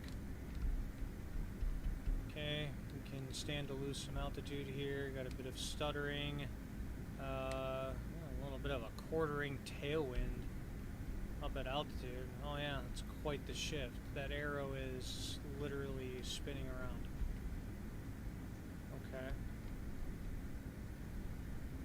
Now we're getting a quartering tailwind from the right side. What is this wind data right now? I didn't quite look at the VREF, but we're just going to use 150 because that's always a safe speed for this aircraft.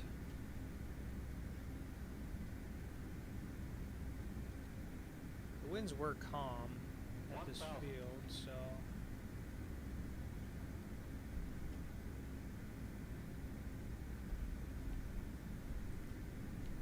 the approach is looking very stable now. Managed to get a grip of ourselves and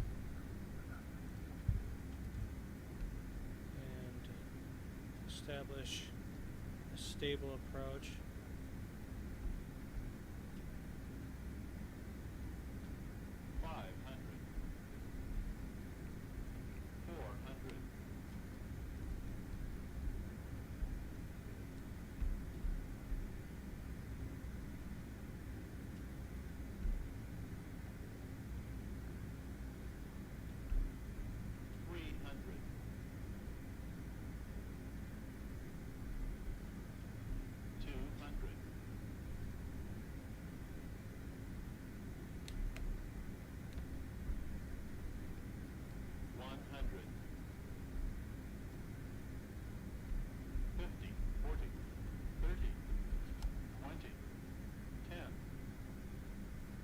Smooth. Oh yeah, that is probably the best CRJ landing I've had in kind of a minute. 2 in reverse.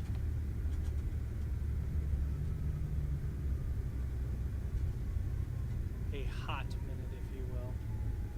Okay, we'll take over the brakes here. Oh my goodness, that was... Why can't they all be like that?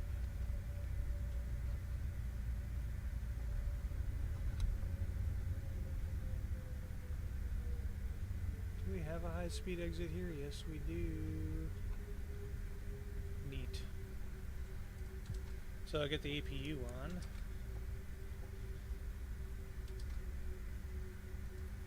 And we'll take the anti-ice off.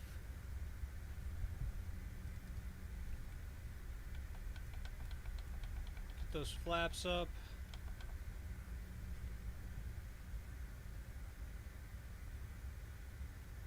and we'll just go back to gate 3, the gate that we started with. Okay, let's clear the runway.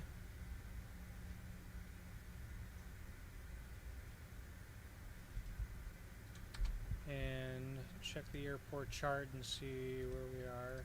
Nope, that's... There we are. Alright, so we're over here. Little Rock traffic, Blue Streak 5502 is clear of runway 4 right on Whiskey, taking Romeo Tango to gate 3, Little Rock. Cool. Alright, so real quick, since we are after landing, let's just take care of this. The APU is on, the transponder and radar is fine. Flaps are to 0. Lights will turn off, all of the crazy lights going on here. Strobes can come off as well. Probes can come off. And we can taxi. Alright, let's do it.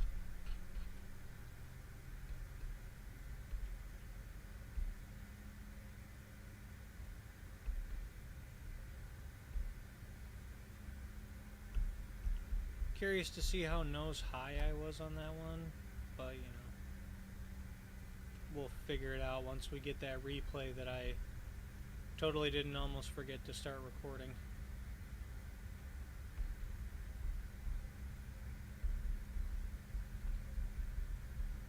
Yeah, that was significantly better than the landing in Charlotte.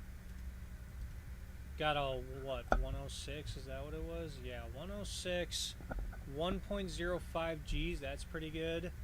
0.03 left side slip degree, so that's like null.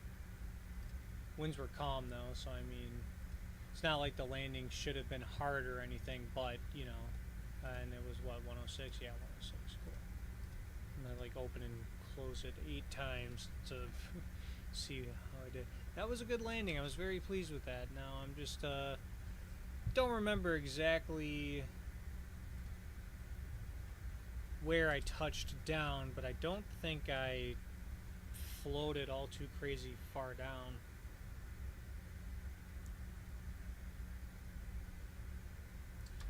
So we're going to skip the first right turn, and we're going to take the second one, Tango, to get to our gate.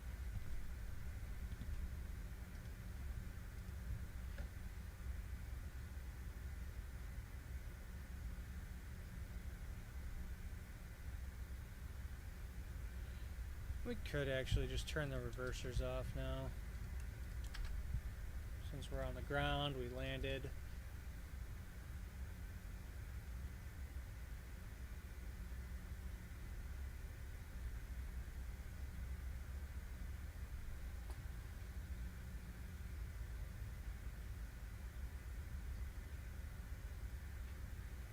Okay, so...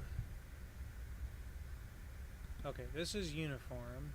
Uniform's not lit for some reason. That's really interesting. And this next turn is Tango, and the sim incorrectly designates it as Golf. Yeah. And we are not on Foxtrot, we are on Romeo. So the taxiways at Little Rock, default scenery, they're labeled wrong. So anyone who's flying on VATSIM in Little Rock, when ATC's online, make sure you're using your diagram and not the taxiway signs. Oh, you know what I forgot to do was take off the activity banner so you could see what I was doing. Oh, well, that's fine. One of these days I'm going to get like an actual solid flow for streams.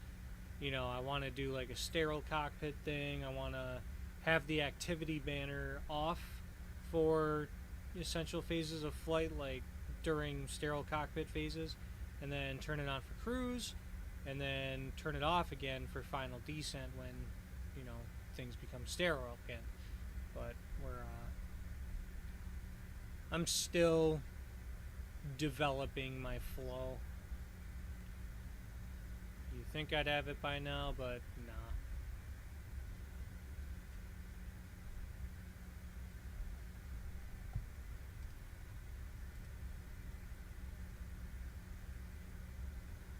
That arc looked so good too, until the plane decided to do something completely different. Okay, so Terminal 3 is going to be... Gate 3 is somewhere right in front of us over there. I'm just going to... It was the second jet bridge from the wall over there. So I'm just going to take it slow over here. And I believe Gate 3 is looking at us in the face over here.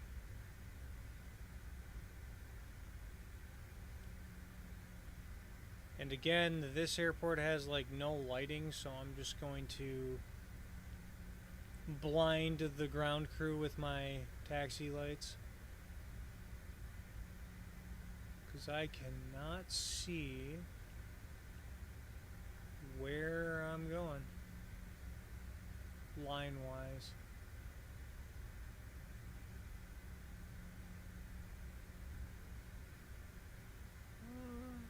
Oh.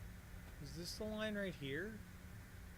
Oh yeah, it is. I totally, like, missed it. That's fine. Gives ourselves just a little bit of a boost. We're gonna make kind of a hard turn here.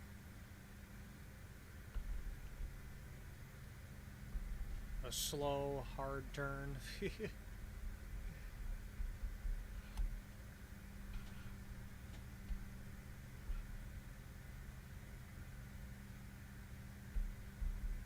we go.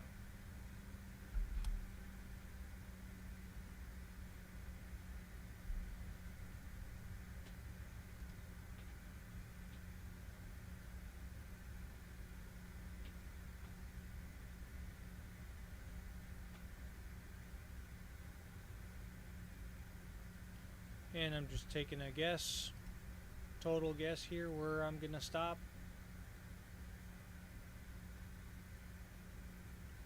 I think right here should be just about fine, honestly. Let's turn on the parking brake, put this dome light on. We're gonna go shut down, check, and it's gonna be seatbelt signs, thrust levers. Yeah, okay, so seatbelt signs come off first. For some reason, thrust levers are getting shut off. Alright, anti-ice is all off, fuel pumps.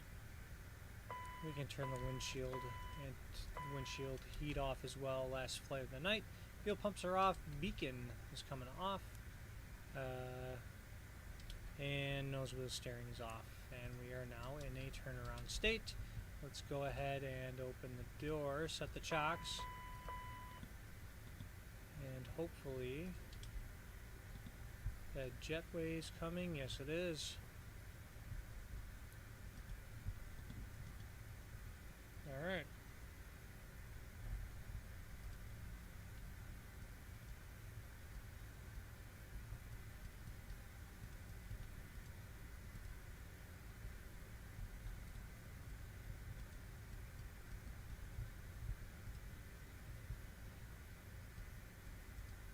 All right.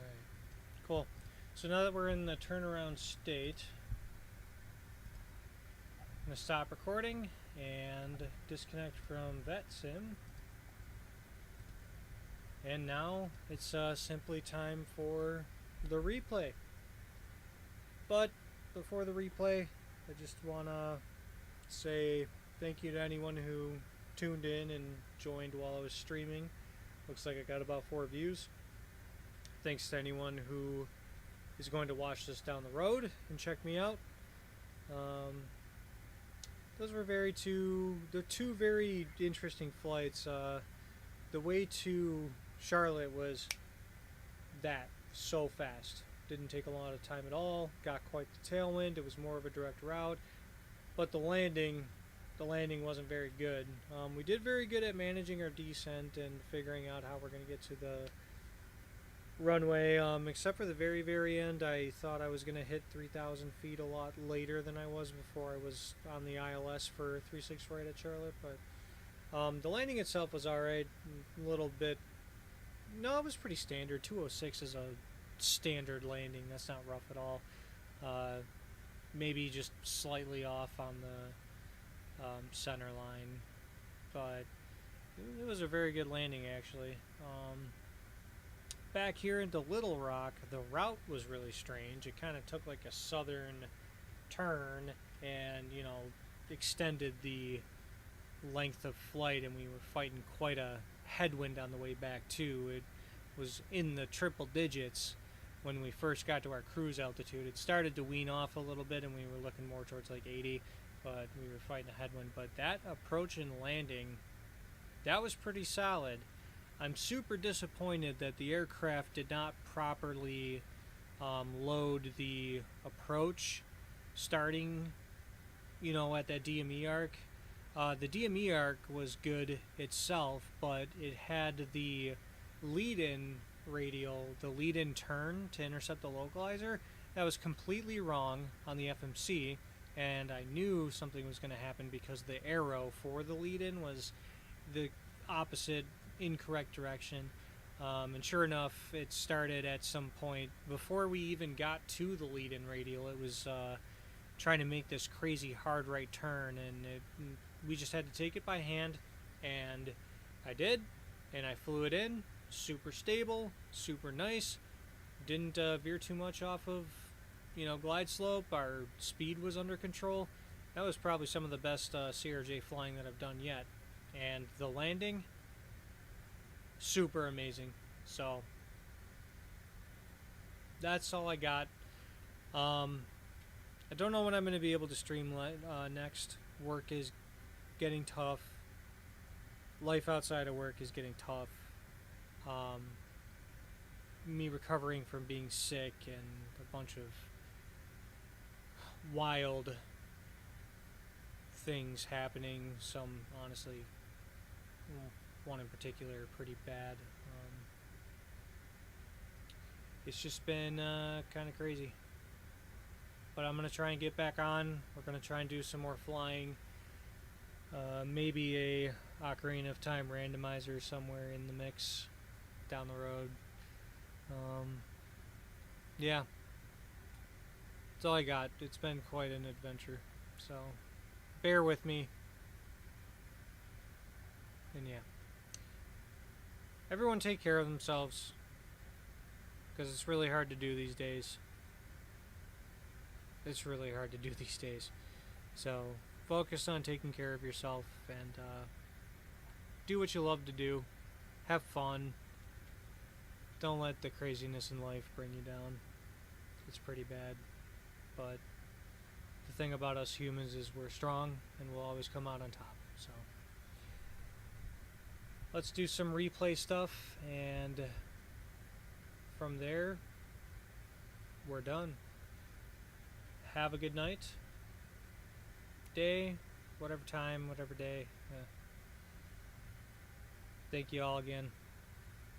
Take care, and we'll see you.